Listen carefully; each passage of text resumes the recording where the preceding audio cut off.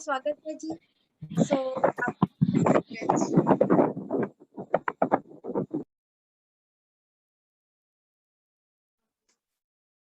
जाप की सेवा निभाएंगे जी कोमलप्रीत कौर जी फिरोजपुर तो ईपीपी नंबर 11655। बेनती है जी उन्होंने स्पॉट किया जाए।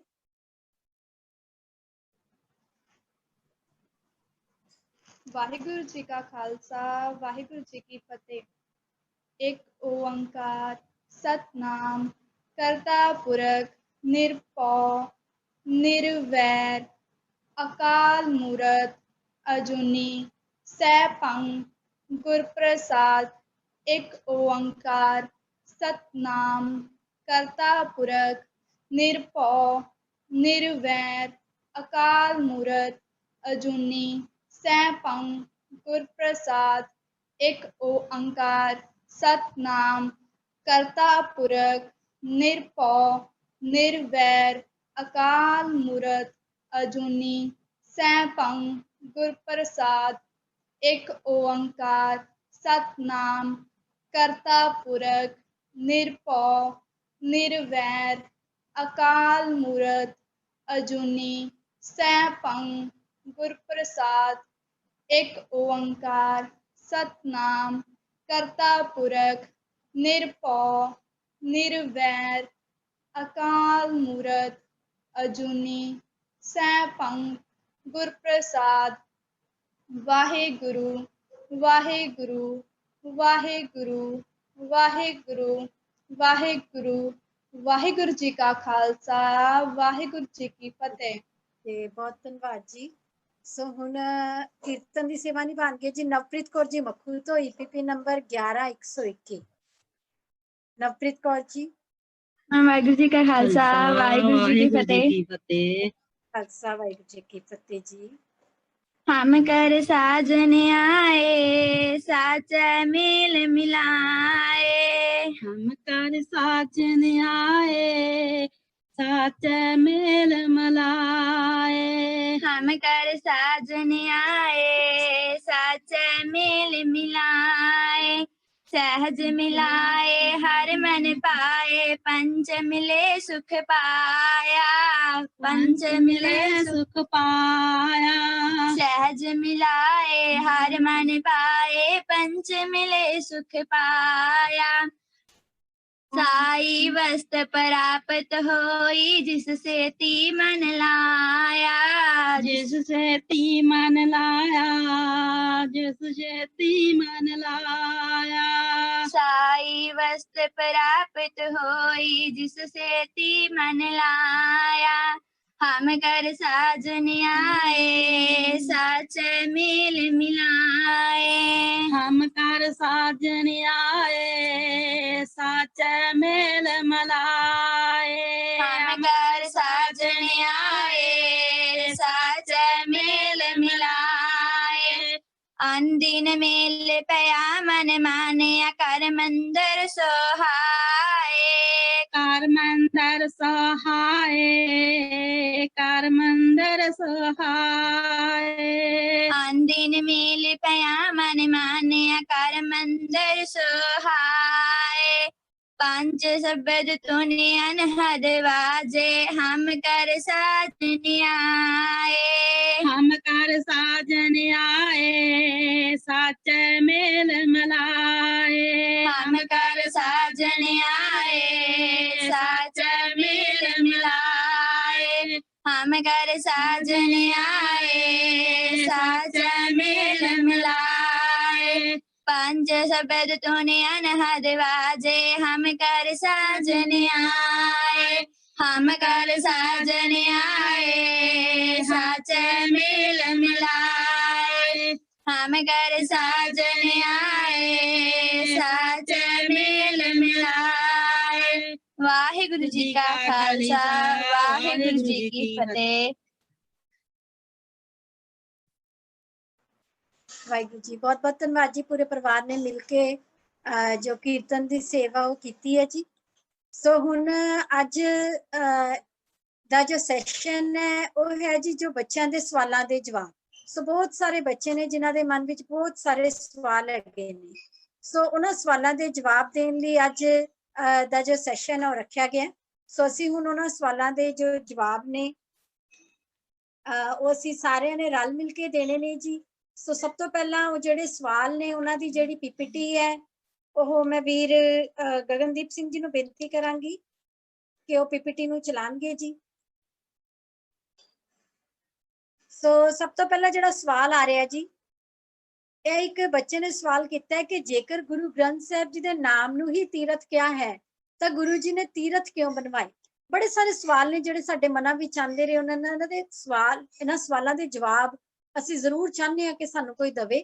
ਸੋ ਇਸ ਸਵਾਲ ਦਾ ਜਿਹੜਾ ਜਵਾਬ ਹੈ, ਜਿਹੜੇ ਵਾਈਸੀ ਫਰੀਦਕੋਟ ਦੇ ਵਾਈਸੀ ਪਰਮਜੀਤ ਸਿੰਘ ਜੀ, ਮੈਂ ਉਹਨਾਂ ਨੂੰ ਬੇਨਤੀ ਕਰਾਂਗੀ ਵੀਰ ਜੀ ਆਪਣੀ ਵੀਡੀਓ ਨੂੰ ਸਟਾਰਟ ਕਰਨ ਤੇ ਇਸ ਸਵਾਲ ਦਾ ਜਵਾਬ ਵੀਰ ਪਰਮਜੀਤ ਸਿੰਘ ਜੀ ਦੇਣਗੇ ਜੀ। ਵਾਹਿਗੁਰੂ ਜੀ ਕਾ ਖਾਲਸਾ, ਵਾਹਿਗੁਰੂ ਜੀ ਕੀ ਫਤਿਹ। ਭੈਣ ਜੀ ਵਾਹਿਗੁਰੂ ਜੀ ਕਾ ਖਾਲਸਾ, ਵਾਹਿਗੁਰੂ ਜੀ ਕੀ ਫਤਿਹ। ਮੇਰੀ ਆਵਾਜ਼ ਠੀਕ ਆ ਰਹੀ ਹੈ ਜੀ? ਬਿਲਕੁਲ ਠੀਕ ਆ ਰਹੀ ਹੈ ਜੀ। ਓਕੇ, ਇੱਕ ਮੈਂ ਮਾਫੀ ਚਾਹਾਂਗਾ ਕਿ ਨੈਟਵਰਕ ਦੀ ਥੋੜੀ ਪ੍ਰੋਬਲਮ ਹੋਣ ਕਰਕੇ ਜੇ ਕਿਸੇ ਤਰ੍ਹਾਂ ਦੀ ਕੋਈ ਪ੍ਰੋਬਲਮ ਆਈ ਤੇ ਦੱਸ ਦੇਣਾ ਜੀ। ਵੀਡੀਓ ਆਫ ਕਰ ਦਿਓ ਇੱਥੇ ਓਕੇ ਭੈਣ ਜੀ। ਜੀ ਵੀਰ ਜੀ। ਹਾਂਜੀ, ਜਿੰਨੇ ਵੀ ਵੀਰ ਭੈਣ ਬੱਚੇ ਤੇ ਵੱਡੇ ਕੈਂਪ ਦੇ ਵਿੱਚ ਜੁੜੇ ਹੋਏ ਨੇ, ਸਭ ਤੋਂ ਪਹਿਲਾਂ ਸਾਰਿਆਂ ਨੂੰ ਦੁਬਾਰਾ ਫਿਰ ਵਾਹਿਗੁਰੂ ਜੀ ਕਾ ਖਾਲਸਾ, ਵਾਹਿਗੁਰੂ ਜੀ ਕੀ ਫਤਿਹ। ਇੱਥੇ ਸਵਾਲ ਹੈ ਅੱਜ ਦਾ ਜਿਹੜਾ ਸਭ ਤੋਂ ਪਹਿਲਾਂ ਆਪਣੇ ਸਾਹਮਣੇ ਸਕਰੀਨ ਤੇ ਸਾਰੇ ਬੱਚਿਆਂ ਨੂੰ ਦਿਸ ਰਿਹਾ ਹੈ, ਜੇਕਰ ਗੁਰੂ ਸਾਹਿਬ ਜੀ ਨੇ ਨਾਮ ਨੂੰ ਹੀ ਤੀਰਥ ਕਿਹਾ ਹੈ ਤਾਂ ਉਹਨਾਂ ਨੇ ਤੀਰਥ ਕਿਉਂ ਬਣਵਾਏ? ਇਸ ਵਿੱਚ ਕੋਈ ਵੀ ਅਣਕਥਨੀ ਨਹੀਂ ਹੈ ਕਿ ਜਦੋਂ ਅਸੀਂ ਗੁਰੂ ਗ੍ਰੰਥ ਸਾਹਿਬ ਜੀ ਦੀ ਪਵਿੱਤਰ ਬਾਣੀ ਪੜ੍ਹਦੇ ਹਾਂ, ਵਿਚਾਰਦੇ ਹਾਂ, ਤਾਂ ਗੁਰਬਾਣੀ ਦੇ ਵਿੱਚ ਨਾਮ ਨੂੰ ਹੀ ਤੀਰਥ ਦੱਸਿਆ ਗਿਆ ਹੈ। ਆਪਾਂ ਬਚਨ ਵੀ ਪੜ੍ਹਦੇ ਹਾਂ, ਤੀਰਥ ਨਾਵਨ ਜਾਉ, ਤੀਰਥ ਨਾਮ ਹੈ, ਤੀਰਥ ਸ਼ਬਦ ਵਿਚਾਰ ਅੰਤਰ ਗਿਆਨ ਹੈ। ਇਸ ਦਾ ਭਾਵ ਇਹੀ ਹੈ ਕਿ ਤੀਰਥਾਂ ਤੇ ਤਾਂ ਨਹਾਉਣ ਵਾਸਤੇ ਮੈਂ ਤਾਂ ਜਾਵਾਂ ਕਿ ਆਪਾਂ ਜਪਜੀ ਸਾਹਿਬ ਦੇ ਵਿੱਚ ਵੀ ਪੜ੍ਹਦੇ ਹਾਂ ਕਿ ਜਦੋਂ ਤੀਰਥਾਂ ਦੇ ਇਸ਼ਨਾਨ ਦੀ ਗੱਲ ਆਉਂਦੀ ਆ ਤੇ ਗੁਰੂ ਸਾਹਿਬ ਜੀ ਕਹਿੰਦੇ ਨੇ, ਤੀਰਥ ਨਹਾਵਾਂ ਜੇ ਤਿਸ ਭਾਵਾਂ, ਵਿਣ ਭਾਣੇ ਕੇ ਨਹਾਏ ਕਰੀ। ਉੱਥੇ ਵੀ ਗੱਲ ਤੀਰਥ ਦੀ ਆਈ, ਇਸ਼ਨਾਨ ਦੀ ਗੱਲ ਆਈ, ਪਰ ਗੁਰੂ ਸਾਹਿਬ ਜੀ ਨੇ ਤੀਰਥ ਕਿਉਂ ਬਣਵਾਏ? ਇਹ ਬਹੁਤ ਵੱਡਾ ਸਾਡੇ ਔਰ ਬੱਚਿਆਂ ਦੇ ਮਨ ਦੇ ਵਿੱਚ ਸਵਾਲ ਜ਼ਰੂਰ ਪੈਦਾ ਹੁੰਦਾ ਵਾ, ਕਿਉਂਕਿ ਜਿਹੜਾ ਤਾਂ ਗੁਰਬਾਣੀ ਪੜ੍ਹਦਾ ਵਾ ਜਾਂ ਜਿਹਨੂੰ ਇਤਿਹਾਸ ਦੇ ਬਾਰੇ ਨੌਲੇਜ ਹੈ, ਉਹ ਤਾਂ ਇਸ ਗੱਲ ਨੂੰ ਚੰਗੀ ਤਰ੍ਹਾਂ ਸਮਝਦਾ ਹੈ ਕਿ ਤੀਰਥ ਬਣਾਉਣ ਦਾ ਕਾਰਨ ਕੀ ਹੈ।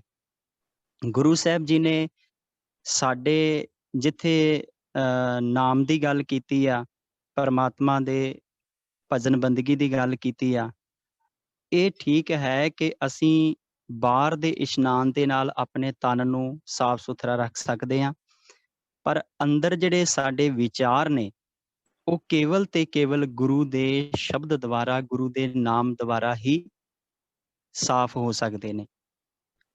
ਤੇ ਗੁਰੂ ਸਾਹਿਬ ਜੀ ਨੇ ਸਾਨੂੰ ਇਹ ਉਦਾਹਰਨਾਂ ਦੇ ਕੇ ਸਮਝਾਇਆ, ਜਿਸ ਤਰ੍ਹਾਂ ਸਕਰੀਨ ਤੇ ਸਾਹਮਣੇ ਆ ਰਿਹਾ ਹੈ। ਗੁਰੂ ਸਾਹਿਬ ਜੀ ਨੇ ਆਖਿਆ ਕਿ ਮੈਂ ਤੀਰਥਾਂ ਉੱਤੇ ਇਸ਼ਨਾਨ ਕਰਨ ਜਾਂਦਾ ਹਾਂ, ਪਰ ਮੇਰੇ ਵਾਸਤੇ ਪ੍ਰਮਾਤਮਾ ਦਾ ਨਾਮ ਹੀ ਤੀਰਥ ਹੈ। ਇੱਥੇ ਭਗਤ ਸਾਹਿਬਾਨ ਦੀ ਬਾਣੀ ਜਦੋਂ ਆਪਾਂ ਪੜ੍ਹਦੇ ਹਾਂ ਗੁਰੂ ਗ੍ਰੰਥ ਸਾਹਿਬ ਜੀ ਦੇ ਵਿੱਚ, ਤੇ ਉਹਦੇ ਵਿੱਚ ਇੱਕ ਸ਼ਬਦ ਆਉਂਦਾ ਹੈ ਤੇ ਉਹਦੇ ਵਿੱਚ ਭਗਤ ਸਾਹਿਬਾਨ ਨੇ ਇਹ ਗੱਲ ਜਿਹੜੀ ਆ ਸਾਨੂੰ ਸਪਸ਼ਟ ਤੌਰ ਤੇ ਸਮਝਾਈ ਆ ਕਿ ਜਲ ਕੇ ਮੱਜਨ ਜੇ ਗਤ ਹੋਵੇ, ਨਿਤ ਨਿਤ ਮੇਂਢਕ ਨਾਵੇ। ਜੇਕਰ, ਕਿਉਂਕਿ ਪ੍ਰਾਤਨ ਜਿਹੜੇ ਧਾਰਮਿਕ ਆਗੂ ਸੀ ਉਹਨਾਂ ਨੇ ਇਹੀ ਦੱਸਿਆ ਸੀ ਕਿ ਜੇਕਰ ਮਨੁੱਖ ਦੇ ਭੈੜੇ ਕਰਮ ਕੀਤੇ ਹੋਏ ਜਾਂ ਮਨੁੱਖ ਦੇ ਅੰਦਰ ਕਿਸੇ ਤਰ੍ਹਾਂ ਦਾ ਜੀਵਨ ਦੇ ਵਿੱਚ ਉਹਨਾਂ ਦੇ ਊਣਤਾਈ ਆ ਜਾਂਦੀ ਆ, ਤਾਂ ਧਰਮ ਕਰਮ ਕਰੋ, ਤੀਰਥਾਂ ਤੇ ਇਸ਼ਨਾਨ ਕਰੋ ਤੇ ਤੁਹਾਡੇ ਜਿਹੜੇ ਸਾਰੇ ਪਾਪ ਨੇ ਉਹ ਸਾਰੇ ਦੇ ਸਾਰੇ ਖਤਮ ਹੋ ਜਾਣਗੇ। ਤੇ ਗੁਰੂ ਸਾਹਿਬ ਜੀ ਨੇ ਸਾਨੂੰ ਗੁਰਬਾਣੀ ਦੇ ਵਿੱਚ ਇਹ ਸਮਝਾਇਆ ਹੈ ਕਿ ਤੀਰਥਾਂ ਤੇ ਇਸ਼ਨਾਨ ਕਰਨ ਦੇ ਨਾਲ ਅੰਦਰ ਦੀ ਮੈਲ ਖਤਮ ਨਹੀਂ ਹੁੰਦੀ। ਇਹ ਤਾਂ ਬਿਲਕੁਲ ਇਸੇ ਤਰ੍ਹਾਂ ਹੈ ਕਿ ਜੇ ਤੀਰਥਾਂ ਤੇ ਇਸ਼ਨਾਨ ਕਰਨ ਦੇ ਨਾਲ ਕੁਝ ਮਿਲਦਾ ਹੋਵੇ ਤਾਂ ਡੱਡੂ ਹਮੇਸ਼ਾ ਹੀ ਪਾਣੀ ਦੇ ਵਿੱਚ ਰਹਿੰਦਾ ਹੈ। ਜੇ ਤੀਰਥਾਂ ਤੇ ਇਸ਼ਨਾਨ ਕਰਨ ਦੀ ਗੱਲ ਹੈ ਤਾਂ ਡੱਡੂ ਨੂੰ ਵੀ ਮੁਕਤੀ ਮਿਲ ਜਾਣੀ ਚਾਹੀਦੀ ਸੀ, ਉਹ ਤਾਂ ਨਿੱਤ ਹੀ ਪਾਣੀ ਦੇ ਵਿੱਚ ਹੀ ਨਹਾਉਂਦੇ ਨੇ, ਪਰ ਐਸਾ ਨਹੀਂ ਹੈ। ਤੀਰਥ ਇਸ਼ਨਾਨ ਦਾ ਸੰਬੰਧ ਪੁਰਾਤਨ ਸਨਾਤਨ ਧਰਮ ਦੇ ਨਾਲ ਜ਼ਰੂਰ ਹੋ ਸਕਦਾ ਹੈ। ਮੁਬਾਰਕ ਹੈ ਜਿਨ੍ਹਾਂ ਨੇ ਤੀਰਥਾਂ ਦੀ ਮਹਾਨਤਾ ਜਿਸ ਧਰਮ ਦੇ ਆਗੂਆਂ ਨੇ ਜਾਂ ਜਿਸ ਧਾਰਮਿਕ ਗ੍ਰੰਥਾਂ ਦੇ ਵਿੱਚ ਦਿੱਤੀ ਗਈ, ਉਹਨਾਂ ਵਾਸਤੇ ਮੁਬਾਰਕ ਹੈ। ਪਰ ਜਦੋਂ ਗੁਰੂ ਗ੍ਰੰਥ ਸਾਹਿਬ ਦੀ ਬਾਣੀ ਪੜ੍ਹਨ ਵਾਲਾ ਗੁਰੂ ਕਾ ਸਿੱਖ ਇਹ ਸੋਚੇ ਕਿ ਤੀਰਥ ਇਸ਼ਨਾਨ ਕਰਨ ਦੇ ਨਾਲ ਹੀ ਸਭ ਕੁਝ ਮਿਲਦਾ ਹੈ, ਤਾਂ ਗੁਰੂ ਸਾਹਿਬ ਜੀ ਨੇ ਉਹਨੂੰ ਇਹ ਗੱਲ ਸਮਝਾਈ ਹੈ। ਤੇ ਗੁਰੂ ਸਾਹਿਬ ਜੀ ਦਾ ਜਿਹੜਾ ਆਪਾਂ ਮੁੱਖ ਜਿਹੜੀ ਇਸ ਸ਼ਬਦ ਦੇ ਵਿੱਚੋਂ ਜਾਂ ਅੱਜ ਉਹ ਇਹ ਹੈ ਕਿ ਗੁਰੂ ਸਾਹਿਬ ਜੀ ਨੇ ਤੀਰਥ ਕਿਉਂ ਬਣਵਾਏ। ਸਭ ਤੋਂ ਪਹਿਲੀ ਗੱਲ ਤਾਂ ਇਹ ਕਿ ਜਦੋਂ ਅਸੀਂ ਮਨੂ ਸਿਮਰਤੀ ਪੜ੍ਹਦੇ ਹਾਂ, ਪੁਰਾਤਨ ਕਹਿ ਸਕਦੇ ਹਾਂ, ਜਿਸ ਤਰ੍ਹਾਂ ਅੱਜ ਸਾਡੇ ਕੋਲੇ ਸਿੱਖ ਰਹਿਤ ਮਰਜ਼ਾਦਾ ਹੈ, ਜਿਸ ਦੇ ਵਿੱਚ ਸਿੱਖ ਧਰਮ ਦੇ ਹਰ ਇੱਕ ਸਿਧਾਂਤ ਜਿਹੜੇ ਨੇ ਉਹ ਸਾਨੂੰ ਸੰਖੇਪ ਰੂਪ ਦੇ ਵਿੱਚ ਦਿੱਤੇ ਨੇ ਕਿ ਗੁਰੂ ਕੇ ਸਿੱਖ ਨੇ ਕਿਹੜੇ ਕਿਹੜੇ ਕਰਮ ਕਰਨੇ ਨੇ ਤੇ ਕਿਹੜੇ ਕਿਹੜੇ ਨਹੀਂ ਕਰਨੇ। ਇਸੇ ਤਰ੍ਹਾਂ ਹੀ ਮਨੂ ਸਿਮਰਤੀ ਦੇ ਵਿੱਚ ਸਨਾਤਨ ਧਰਮ ਦੇ ਬਾਰੇ ਦੱਸਿਆ ਗਿਆ ਹੈ ਕਿ ਉਹਨਾਂ ਦੇ ਧਰਮ ਦੇ ਵਿੱਚ ਕਿਹੜੇ ਕਿਹੜੇ ਕਰਮ ਕੀਤਿਆਂ ਕੀ ਕੀ ਪ੍ਰਾਪਤ ਹੁੰਦਾ ਹੈ। ਮਨੂ ਸਿਮਰਤੀ ਦੇ ਅਨੁਸਾਰ ਹੀ ਇਹ ਵੀ ਮਨੌਤ ਮੰਨੀ ਜਾਂਦੀ ਸੀ ਕਿ ਪਰਮਾਤਮਾ ਦਾ ਨਾਮ ਜਿਹੜਾ ਹੈ ਉਹ ਕੇਵਲ ਤੇ ਕੇਵਲ ਸਵਰਨ ਜਾਤੀ ਦਾ ਬੰਦਾ ਹੀ, ਭਾਵ ਕਿ ਉੱਚੀ ਕੁਲ ਦਾ ਬੰਦਾ ਹੀ ਜਪ ਸਕਦਾ ਹੈ, ਭਾਵ ਕਿ ਪਰਮਾਤਮਾ ਦਾ ਨਾਮ ਲੈ ਸਕਦਾ ਹੈ, ਜਿਹਦੇ ਵਿੱਚ ਮੁੱਖ ਤੌਰ ਤੇ ਪਰਮਾਤਮਾ ਦਾ ਰੂਪ ਬ੍ਰਹਮਣ ਨੂੰ ਕਿਹਾ ਗਿਆ। ਕਿਸੇ ਨਾ ਕਿਸੇ ਰੂਪ ਦੇ ਵਿੱਚ ਆਪਣੇ ਆਪ ਨੂੰ ਹੀ ਬ੍ਰਾਹਮਣ ਨੇ, ਪੰਡਤ ਨੇ, ਵੈਸੇ ਪੰਡਤ ਜਿਹੜਾ ਸ਼ਬਦ ਹੈ ਉਹ ਵਿਦਵਾਨ ਵਾਸਤੇ ਆਉਂਦਾ ਹੈ, ਗੁਰਬਾਣੀ ਦੇ ਵਿੱਚ ਵੀ ਗੁਰੂ ਸਾਹਿਬ ਜੀ ਨੇ ਵਰਤਿਆ। ਪਰ ਜਿੱਥੇ ਇੱਕ ਪੁਜਾਰੀ ਦੀ ਗੱਲ ਆਉਂਦੀ ਹੈ, ਉੱਥੇ ਵੇਦਾਂ ਦੇ ਵਿੱਚ, ਸਿਮਰਤੀਆਂ ਦੇ ਵਿੱਚ ਜਿਹੜਾ ਬ੍ਰਾਹਮਣ ਹੈ ਉਹਨੇ ਆਪਣੇ ਆਪ ਨੂੰ ਭਗਵਾਨ ਬਣਾ ਕੇ ਪੇਸ਼ ਕੀਤਾ ਹੈ। ਔਰ ਇੱਥੋਂ ਤੱਕ ਵੀ ਮਨੋ ਸਿਮਰਤੀ ਦੇ ਵਿੱਚ ਲਿਖਿਆ ਕਿ ਕਿਸੇ ਸ਼ੂਦਰ ਬੰਦੇ ਦਾ ਪਰਛਾਵਾਂ ਪੈਣ ਦੇ ਨਾਲ ਜੇਕਰ ਕੋਈ ਭਜਨ ਬੰਦਗੀ ਕਰਦਾ ਹੈ ਤਾਂ ਉਹਦਾ ਸਾਰਾ ਕੁਝ ਉਹਦਾ ਪਰਛਾਵਾਂ ਪੈਣ ਦੇ ਨਾਲ ਹੀ ਖਤਮ ਹੋ ਜਾਂਦਾ ਹੈ। ਇਹ ਆਪਾਂ ਉਦਾਹਰਨ ਗੁਰੂ ਨਾਨਕ ਸਾਹਿਬ ਜੀ ਦੇ ਜੀਵਨ ਇਤਿਹਾਸ ਦੇ ਵਿੱਚੋਂ ਵੀ ਪੜ੍ਹੀ ਸੁਣੀ ਆ ਕਿ ਕਿਸ ਤਰ੍ਹਾਂ ਗੁਰੂ ਸਾਹਿਬ ਜੀ ਤੀਰਥਾਂ ਦੇ ਯਾਤਰਾ ਵਾਸਤੇ, ਪ੍ਰਚਾਰ ਵਾਸਤੇ ਗਏ ਸਨ ਤੇ ਭਾਈ ਮਰਦਾਨਾ ਜੀ ਨੂੰ ਉਹਨਾਂ ਨੇ ਕਿਸੇ ਸਾਧੂ ਦੇ ਕੋਲੋਂ ਅੱਗ ਲੈਣ ਵਾਸਤੇ ਭੇਜਿਆ। ਸਮਝਾਉਣ ਦਾ ਇੱਕ ਢੰਗ ਸੀ, ਤੇ ਜਦੋਂ ਅੱਗ ਲੈਣ ਗਏ ਤੇ ਉਹ ਜਿਹੜਾ ਸਾਧੂ ਸੀ, ਉਸ ਸਾਧੂ ਨੇ ਜੀ ਵਾਹਿਗੁਰੂ ਜੀ। ਵੀਰ ਜੀ ਮੈਂ ਕਿਹਾ ਥੋੜਾ ਸੰਖੇਪ ਵਿੱਚ ਸਵਾਲ ਬਹੁਤ ਸਾਰੇ ਨੇ। ਬਿਲਕੁਲ ਭੈਣ ਜੀ, ਮੈਂ ਕੋਸ਼ਿਸ਼ ਕਰ ਰਿਹਾ ਵੀ 2 ਮਿੰਟ ਦੇ ਵਿੱਚ ਮੈਂ ਇਹਨੂੰ ਕੰਪਲੀਟ ਕਰ ਦੇਵਾਂ।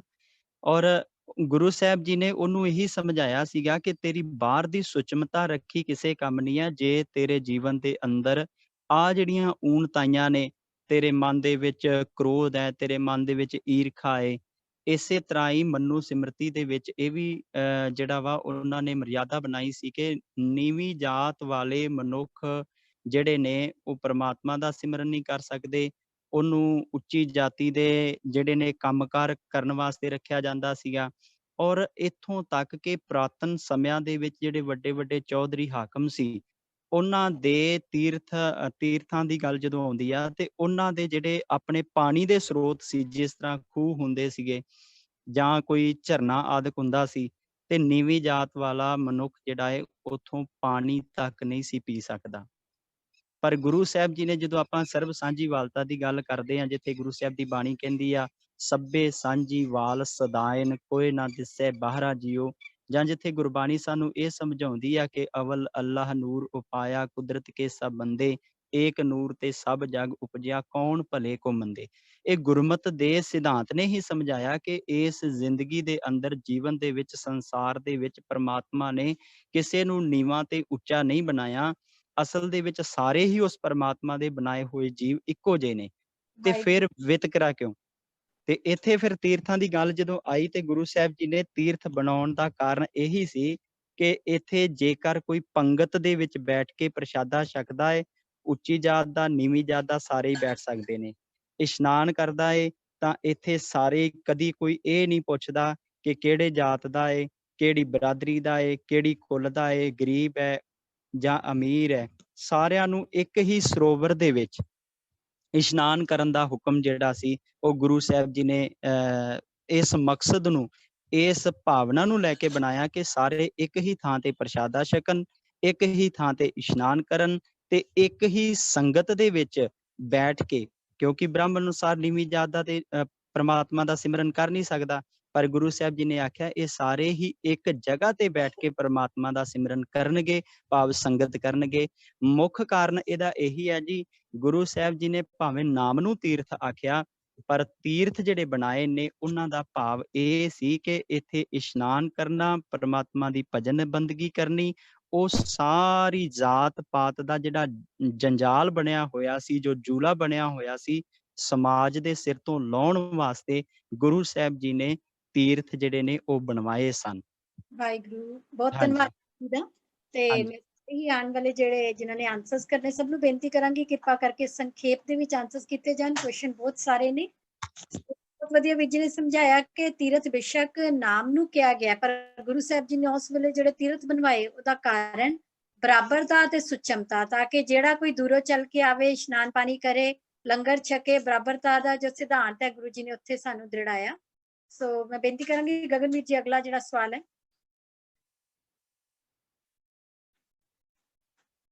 ਇਹਦਾ ਜਵਾਬ ਦੇਣਗੇ ਜੀ ਵੀਰ ਬਹਾਦਰ ਸਿੰਘ ਜੀ। ਸੋ ਸਵਾਲ ਹੈ ਜੀ ਕਿ ਨਿੱਕਾ ਬੱਚਾ ਜਦੋਂ ਬਾਣੀ ਸਿੱਖਦੇ ਸਮੇਂ ਗਲਤੀਆਂ ਕਰਦਾ ਹੈ ਤਾਂ ਕੀ ਉਸਨੂੰ ਸਜ਼ਾ ਮਿਲਦੀ ਹੈ?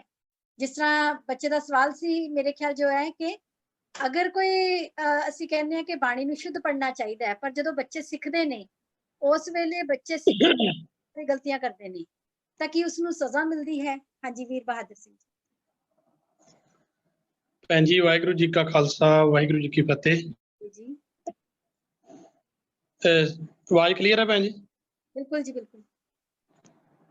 ਬੇਟੇ, ਮੈਂ ਸਾਰੇ ਬੱਚਿਆਂ ਨੂੰ ਇਹ ਤੁਹਾਨੂੰ ਪੁੱਛਣਾ ਚਾਹੁੰਦਾ ਕਿ ਇਹ ਸਵਾਲ ਤੁਸੀਂ ਸਾਰਿਆਂ ਨੇ ਰੀਡ ਕੀਤਾ ਹੈ ਤੇ ਸਾਰੇ ਬੱਚੇ ਤੁਸੀਂ ਆਪਣੇ ਆਪ ਜ਼ਰੂਰ ਸੋਚਿਓ। ਮੈਂ ਇੱਕ ਛੋਟੀ ਜਿਹੀ ਉਦਾਹਰਨ ਨਾਲ ਤੁਹਾਨੂੰ ਸਮਝਾ ਦੇਣਾ ਕਿ ਜਦੋਂ ਆਪਾਂ ਸਾਰੇ ਛੋਟੇ ਸੀਗੇ, ਆਪਾਂ ਰੁੜਦੇ ਸੀ, ਹਨਾ। ਆਪਾਂ ਨੂੰ ਰੋਟੀ ਨੂੰ ਆਪਾਂ ਹੁਣ ਸਹੀ ਉਚਾਰਨ ਕਰਦੇ ਹਾਂ ਪ੍ਰਸ਼ਾਦਾ ਜਾਂ ਰੋਟੀ। ਜਦੋਂ ਆਪਾਂ ਨਿੱਕੇ ਬੱਚੇ ਨੂੰ ਵੇਖਦੇ ਹਾਂ, ਉਹਨੂੰ ਰੋਟੀ ਨਹੀਂ ਕਹਿਣਾ ਆਉਂਦਾ, ਉਹ ਤੋਤੀ ਕਹਿੰਦਾ। ਪਾਣੀ ਨੂੰ ਉਹ ਮਾਈ ਕਹਿੰਦਾ। ਸਾਰਿਆਂ ਨਾਲ ਆਪਾਂ ਏਦਾਂ ਹੀ ਹੁੰਦਾ ਨਾ।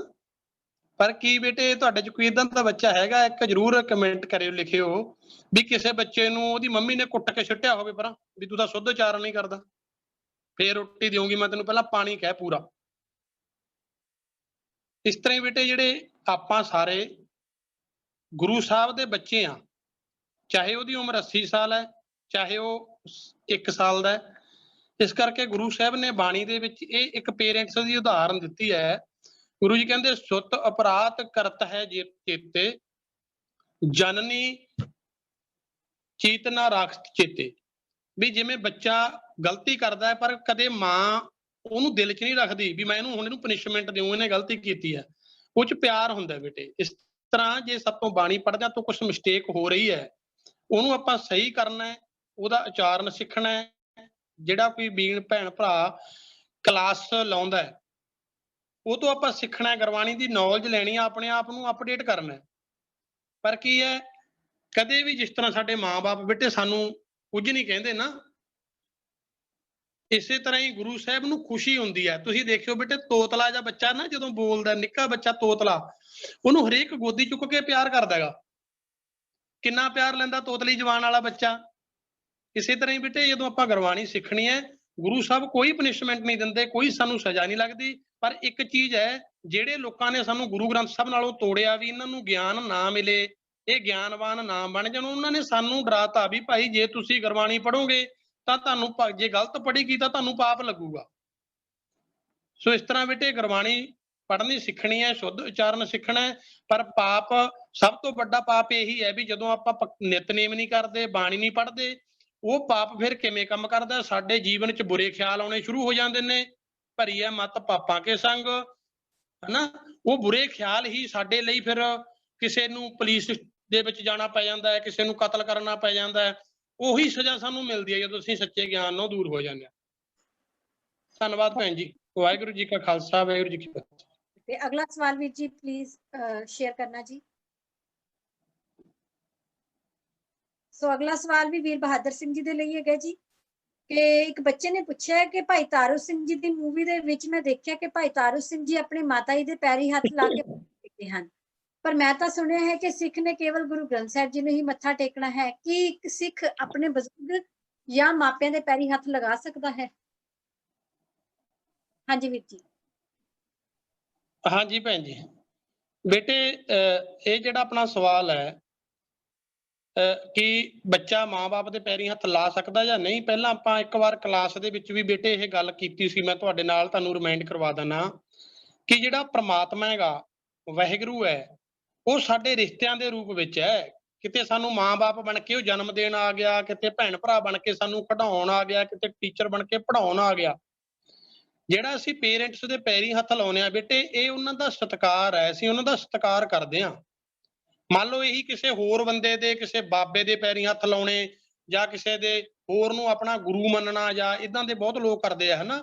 ਵੀ ਸਾਡਾ ਜਿਹੜਾ ਇਰਾਦਾ ਉਹ ਪੋਜ਼ਿਟਿਵ ਹੋਣਾ ਚਾਹੀਦਾ ਹੈ। ਪੇਰੈਂਟਸ ਦੇ ਪੈਰੀਂ ਹੱਥ ਲਾਉਣ ਦਾ ਮਤਲਬ ਕਿ ਅਸੀਂ ਉਹਨਾਂ ਦੇ ਜਿਹੜੇ ਸਹੀ ਸਾਨੂੰ ਸਿੱਖਿਆ ਪੇਰੈਂਟਸ ਦੀ, ਕਈ ਵਾਰ ਪੇਰੈਂਟਸ ਵੀ ਗਲਤ ਸਿੱਖਿਆ ਦੇ ਦਿੰਦੇ ਨੇ ਨਾ, ਜ਼ਰੂਰੀ ਨਹੀਂ ਵੀ ਪੇਰੈਂਟਸ ਦੀਆਂ ਸਾਰੀਆਂ ਗੱਲਾਂ ਸਹੀ ਹੋਣਗੀਆਂ, ਕਿ ਅਸੀਂ ਝੁਕਦੇ ਹਾਂ, ਪਰ ਅਸੀਂ ਜਿਹੜਾ ਸਾਡਾ ਗਿਆਨ ਦਾ ਲੈਵਲ ਹੈ, ਸਾਡਾ ਬੌਧਿਕ ਪੱਧਰ ਹੈ, ਸੋਚ ਹੈ ਸਾਡੀ ਜਿਹੜੀ, ਜਿਹਨੂੰ ਆਪਾਂ ਕਹਿੰਦੇ ਹਾਂ ਅਰਦਾਸ ਦੇ ਵਿੱਚ ਸਿੱਖਾਂ ਦਾ ਮਨ ਨੀਵਾਂ ਮੱਤ ਉੱਚੀ। ਸਿੱਖ ਸਰੀਰ ਕਰਕੇ, ਪੇਰੈਂਟਸ ਦੇ ਇਸ ਕਰਕੇ ਝੁਕਦਾ ਕਿ ਉਹ ਸਾਡੇ ਵੱਡੇ ਨੇ, ਉਹਨਾਂ ਦੇ ਐਕਸਪੀਰੀਅੰਸ ਤੋਂ ਅਸੀਂ ਸਿੱਖਣਾ ਹੈ, ਉਹਨਾਂ ਦੇ ਵਿੱਚ ਰੱਬ ਵੇਖਣਾ ਹੈ, ਪ੍ਰਮਾਤਮਾ ਵੇਖਣਾ ਹੈ।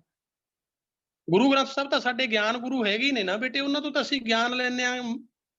ਪੇਰੈਂਟਸ ਦੇ ਪੈਰੀਂ ਹੱਥ ਲਾਉਣੇ ਬੇਟੇ, ਉਹ ਰਿਸਪੈਕਟ ਆ ਉਹਨਾਂ ਦੀ, ਕੋਈ ਮਾੜੀ ਗੱਲ ਨਹੀਂ, ਆਪਾਂ ਪੈਰੀਂ ਹੱਥ ਪੇਰੈਂਟਸ ਦੇ ਲਾ ਸਕਦੇ ਹਾਂ।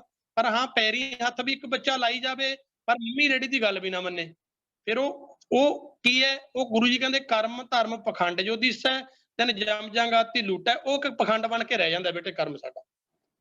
ਧੰਨਵਾਦ ਭੈਣ ਜੀ। ਬਹੁਤ ਧੰਨਵਾਦ ਜੀ ਵੀਰ ਜੀ। ਅਗਲਾ ਸਵਾਲ ਸ਼ੋ ਕਰਨਾ ਜੀ। ਹਾਂਜੀ, ਇਹ ਸਵਾਲ ਅੰਕਲ ਜੀ ਦੇ ਲਈ ਹੈ ਜੀ। ਇਹਦਾ ਜਵਾਬ ਅੰਕਲ ਜੀ ਦੇਣਗੇ ਕਿ ਜੋ ਇੱਕ ਬੱਚੇ ਦਾ ਸਵਾਲ ਹੈ ਕਿ ਜੋ ਨਾਮ ਜਪਦਾ, ਮਿਹਨਤ ਕਰਦਾ, ਉਹ ਗਰੀਬ ਹੁੰਦਾ ਹੈ, ਤੇ ਜੋ ਨਾਮ ਨਹੀਂ ਜਪਦਾ ਕਈ ਵਾਰੀ ਉਹ ਅਮੀਰ ਹੁੰਦਾ ਹੈ, ਏਦਾਂ ਕਿਉਂ ਜੀ? ਵਾਹਿਗੁਰੂ ਜੀ ਕਾ ਖਾਲਸਾ, ਵਾਹਿਗੁਰੂ ਜੀ ਕੀ ਫਤਿਹ। ਪਿਆਰੇ ਬੱਚਿਓ, ਮੈਨੂੰ ਕੁਛ ਨਹੀਂ ਆਉਂਦਾ ਜਾਂਦਾ, ਜੇ ਮੈਂ ਨਾ ਜਵਾਬ ਦੇ ਸਕਿਆ ਤੇ ਬੇਟੀ ਜਸਪ੍ਰੀਤ ਕੌਰ ਮੈਨੂੰ ਜ਼ਰੂਰ ਮਦਦ ਕਰੇਗੀ। ਜਿੰਨਾ ਕਿ ਮੈਂ ਦੇਖਿਆ ਸੁਣਿਆ, ਮੇਰੇ ਕੋਲ ਤਜਰਬੇ ਹੀ ਤਜਰਬੇ ਆ ਜ਼ਿੰਦਗੀ ਦੇ ਬੱਚਿਓ।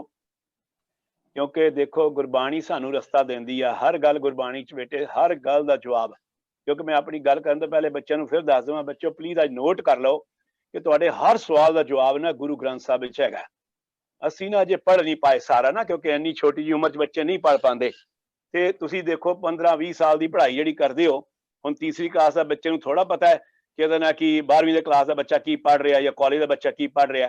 ਸੋ ਇਹ ਸਾਰੀਆਂ ਗੱਲਾਂ ਦਾ ਜਵਾਬ ਗੁਰੂ ਗ੍ਰੰਥ ਸਾਹਿਬ 'ਚ ਹੈਗਾ, ਤੇ ਤੁਹਾਨੂੰ ਇਸੇ ਕਰਕੇ ਸਾਰੇ ਬੱਚਿਆਂ ਨੂੰ ਗੁਰੂ ਗ੍ਰੰਥ ਸਾਹਿਬ ਨੂੰ ਜੋੜਿਆ ਜਾ ਰਿਹਾ ਤੇ ਤੁਸੀਂ ਉਹਨਾਂ ਦੇ ਅਰਥ ਸਮਝੋ ਤੇ ਤੁਹਾਨੂੰ ਸਾਰੇ ਜਵਾਬ ਮਿਲਣਗੇ। ਜਿਵੇਂ ਦੇਖੋ, ਹਰ ਬਾਣੀ ਦੀ ਤੁਕ ਦੇ ਅੱਗੇ ਅਰਥ ਵੀ ਹੁੰਦੇ ਆ।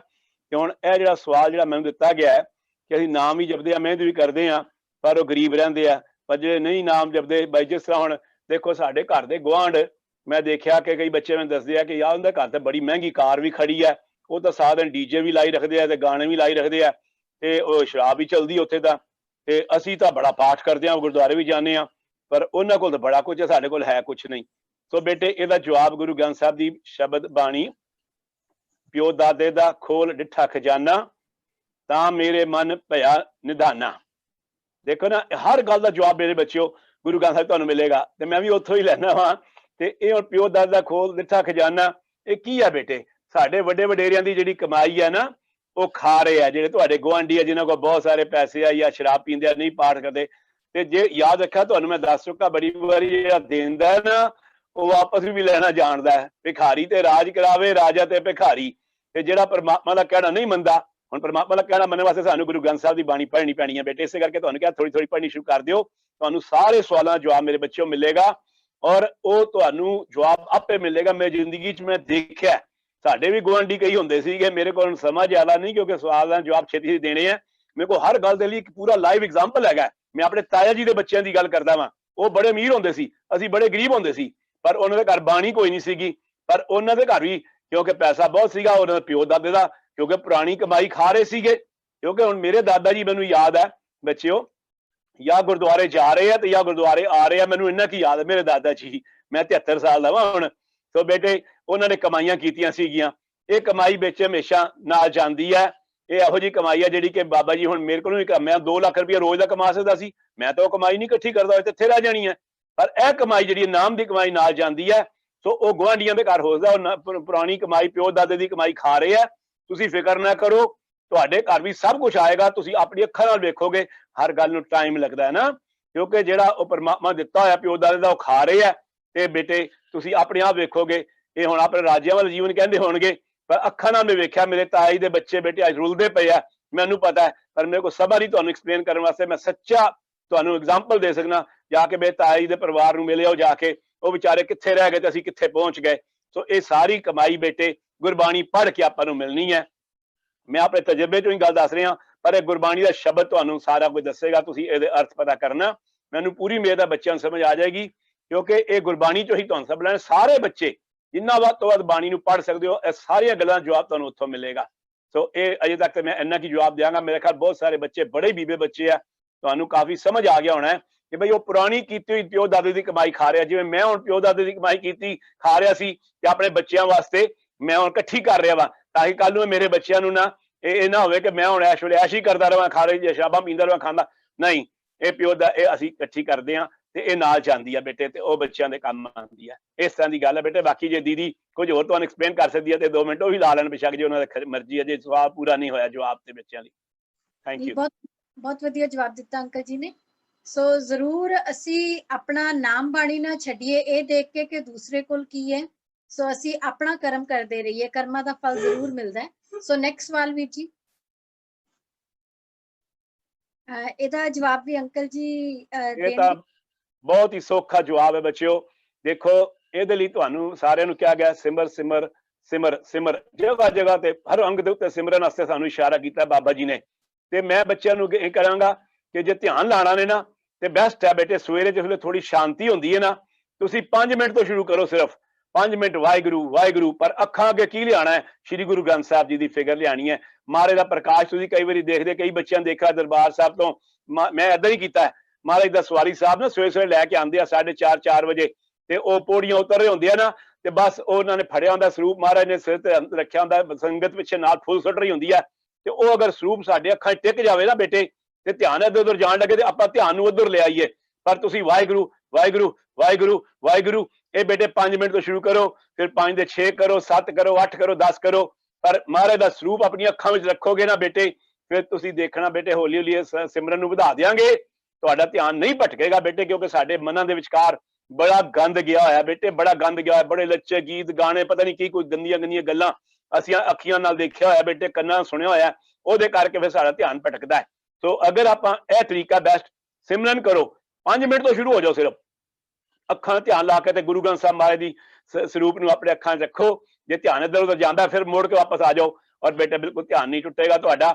ਇਹ ਮੇਰਾ ਖਿਆਲ, ਮੇਰੇ ਤੇ ਇਸ ਤਰ੍ਹਾਂ ਸਿੱਖਿਆ ਅੱਜ ਤੱਕ, ਔਰ ਧਿਆਨ ਜੁੜ ਜਾਂਦਾ ਬੇਟੇ। ਮਨ 'ਚ ਮਾੜਾ ਖਿਆਲ ਆਉਣ ਲੱਗਦਾ ਜਾਂ ਕੋਈ ਧਿਆਨ ਇੱਧਰ ਜਾਣ ਲੱਗਦਾ, ਝੱਟ ਉਸੇ ਵੇਲੇ ਮਹਾਰਾਜ ਦਾ ਸਰੂਪ ਸਾਹਮਣੇ ਅੱਖਾਂ ਅੱਗੇ ਆ ਜਾਂਦਾ, ਬਾਣੀ ਸ਼ਬਦ ਨਾਲ ਸਾਹਮਣੇ ਆ ਜਾਂਦਾ। ਸੋ ਮੇਰਾ ਖਿਆਲ ਇਹ ਸਹੀ ਜਵਾਬ ਹੈ ਬੱਚਿਆਂ ਲਈ। ਤੁਸੀਂ ਦੇਖਣਾ, ਕਰਕੇ ਦੇਖਣਾ, ਬਿਲਕੁਲ ਤੁਹਾਡਾ ਮਨ ਵੀ ਟਿਕ ਜਾਏਗਾ ਬੱਚਿਓ। ਥੈਂਕ ਯੂ ਜੀ। ਬਹੁਤ ਧੰਨਵਾਦ ਅੰਕਲ ਜੀ ਦਾ। ਮੈਂ ਬੇਨਤੀ ਕਰਾਂਗੀ ਅਗਲਾ ਸਵਾਲ ਵੀਰ ਜੀ। ਇਹਦਾ ਜਵਾਬ ਦੇਣਗੇ ਵੀਰ ਗੁਰਪ੍ਰੀਤ ਸਿੰਘ ਜੀ ਰਾਮਪੁਰਾ ਤੋਂ। ਜਦੋਂ ਗੁਰੂ ਸਾਹਿਬ ਜੀ ਨੇ ਸਾਰੇ ਪਖੰਡ ਖਤਮ ਕਰ ਦਿੱਤੇ, ਫਿਰ ਇਹ ਦੁਬਾਰਾ ਕਿਵੇਂ ਸ਼ੁਰੂ ਹੋ ਗਏ? ਇਹ ਸਵਾਲ ਹੈ ਜੀ ਵੀਰ ਗੁਰਪ੍ਰੀਤ ਸਿੰਘ ਜੀ। ਹਾਂਜੀ, ਵਾਹਿਗੁਰੂ ਜੀ ਕਾ ਖਾਲਸਾ, ਵਾਹਿਗੁਰੂ ਜੀ ਕੀ ਫਤਿਹ ਜੀ। ਹਾਂਜੀ, ਜਦੋਂ ਗੁਰੂ ਸਾਹਿਬ ਜੀ ਨੇ ਸਾਰੇ ਪਖੰਡ ਖਤਮ ਕਰ ਦਿੱਤੇ ਸਨ, ਤਾਂ ਦੁਬਾਰਾ ਹੀ ਕਿਵੇਂ ਸ਼ੁਰੂ ਹੋ ਗਏ? ਹਾਂਜੀ, ਸਾਰੇ ਬੱਚੇ ਬੜੇ ਧਿਆਨ ਦੇ ਨਾਲ ਸੁਣ ਰਹੇ ਨੇ। ਜੇ ਮੇਰੀ ਆਵਾਜ਼ ਆ ਰਹੀ ਹੈ ਤਾਂ ਇੱਕ ਵਾਰ ਦੱਸ ਦੇਣਾ। ਠੀਕ ਹੈ ਭੈਣ ਜੀ? ਬਿਲਕੁਲ ਠੀਕ ਹੈ ਜੀ। ਹੈਲੋ, ਹਾਂ, ਅੱਛਾ ਠੀਕ ਹੈ ਭੈਣ ਜੀ। ਹਾਂਜੀ, ਸਵਾਲ ਹੈਗਾ, ਜਦੋਂ ਗੁਰੂ ਸਾਹਿਬ ਜੀ ਨੇ ਸਾਰੇ ਪਖੰਡ ਖਤਮ ਕਰ ਦਿੱਤੇ ਸਨ, ਤਾਂ ਫਿਰ ਦੁਬਾਰਾ ਉਹ ਕਿਵੇਂ ਸ਼ੁਰੂ ਹੋ ਗਏ? ਦੇਖੋ, ਬਹੁਤ ਵਧੀਆ ਸਵਾਲ ਹੈਗਾ, ਤੇ ਇਹ ਸਵਾਲ ਦਾ ਜਵਾਬ ਜਿਹੜਾ ਸੰਖੇਪ ਵਿੱਚ ਕਿਉਂ ਦੇ ਸਕਦੇ ਆਪਾਂ ਵੀ, ਜੇ ਇੱਕ ਕਿਸਾਨ ਹੈਗਾ, ਉਸਨੇ ਵੰਜੜ ਖੇਤੀ ਜਿਹੜੀ ਜ਼ਮੀਨ ਨੂੰ ਸਵਾਰ ਲਿਆ, ਉਹਨੂੰ ਬਹੁਤ ਸੋਹਣੇ ਢੰਗ ਦੇ ਨਾਲ ਤਿਆਰ ਕਰ ਲਿਆ। ਸੋਹਣੇ ਢੰਗ ਦੇ ਨਾਲ ਤਿਆਰ ਕਰਨ ਤੋਂ ਬਾਅਦ ਉਹਦੇ ਵਿੱਚ ਬੀਜ ਵੀ ਬੋ ਦਿੱਤਾ। ਸਮਾਂ ਪਾ ਕੇ ਉਹ ਜਿਹੜਾ ਕਿਸਾਨ ਸੀ ਜਿਹਨੇ ਵੰਜੜ ਖੇਤੀ ਨੂੰ ਤਿਆਰ ਕੀਤਾ ਸੀ, ਉਹ ਸਾਈਡ ਤੇ ਚਲਾ ਗਿਆ, ਜ਼ਿੰਮੇਵਾਰੀ ਕਿਸੇ ਨੂੰ ਹੋਰ ਦੇ ਗਿਆ। ਉਸ ਤੋਂ ਬਾਅਦ ਉਹ ਜਿਹਨੂੰ ਜ਼ਿੰਮੇਵਾਰੀ ਦਿੱਤੀ ਸੀ ਨਾ, ਉਹ ਜ਼ਿੰਮੇਵਾਰ ਬੰਦਾ ਉਸ ਖੇਤੀ ਨਾਲੋਂ ਆਪਣਾ ਨਾਤਾ ਤੋੜ ਬੈਠਾ, ਉਸ ਜ਼ਮੀਨ ਦੇ ਨਾਲੋਂ ਆਪਣਾ ਨਾਤਾ ਤੋੜ ਬੈਠਾ। ਤੇ ਉਹ ਜਿਹੜੀ ਵੰਜੜ ਜ਼ਮੀਨ ਨੂੰ ਕਿਸਾਨ ਨੇ ਸਵਾਰਿਆ ਸੀ, ਨਦੀਨਾਂ ਤੋਂ ਬਚਾਇਆ ਸੀ, ਤੇ ਉਹਦੇ ਵਿੱਚ ਦੁਬਾਰਾ ਫਿਰ ਦੀਨ ਪੁੰਗਰ ਨੇ ਸ਼ੁਰੂ ਹੋ ਗਏ।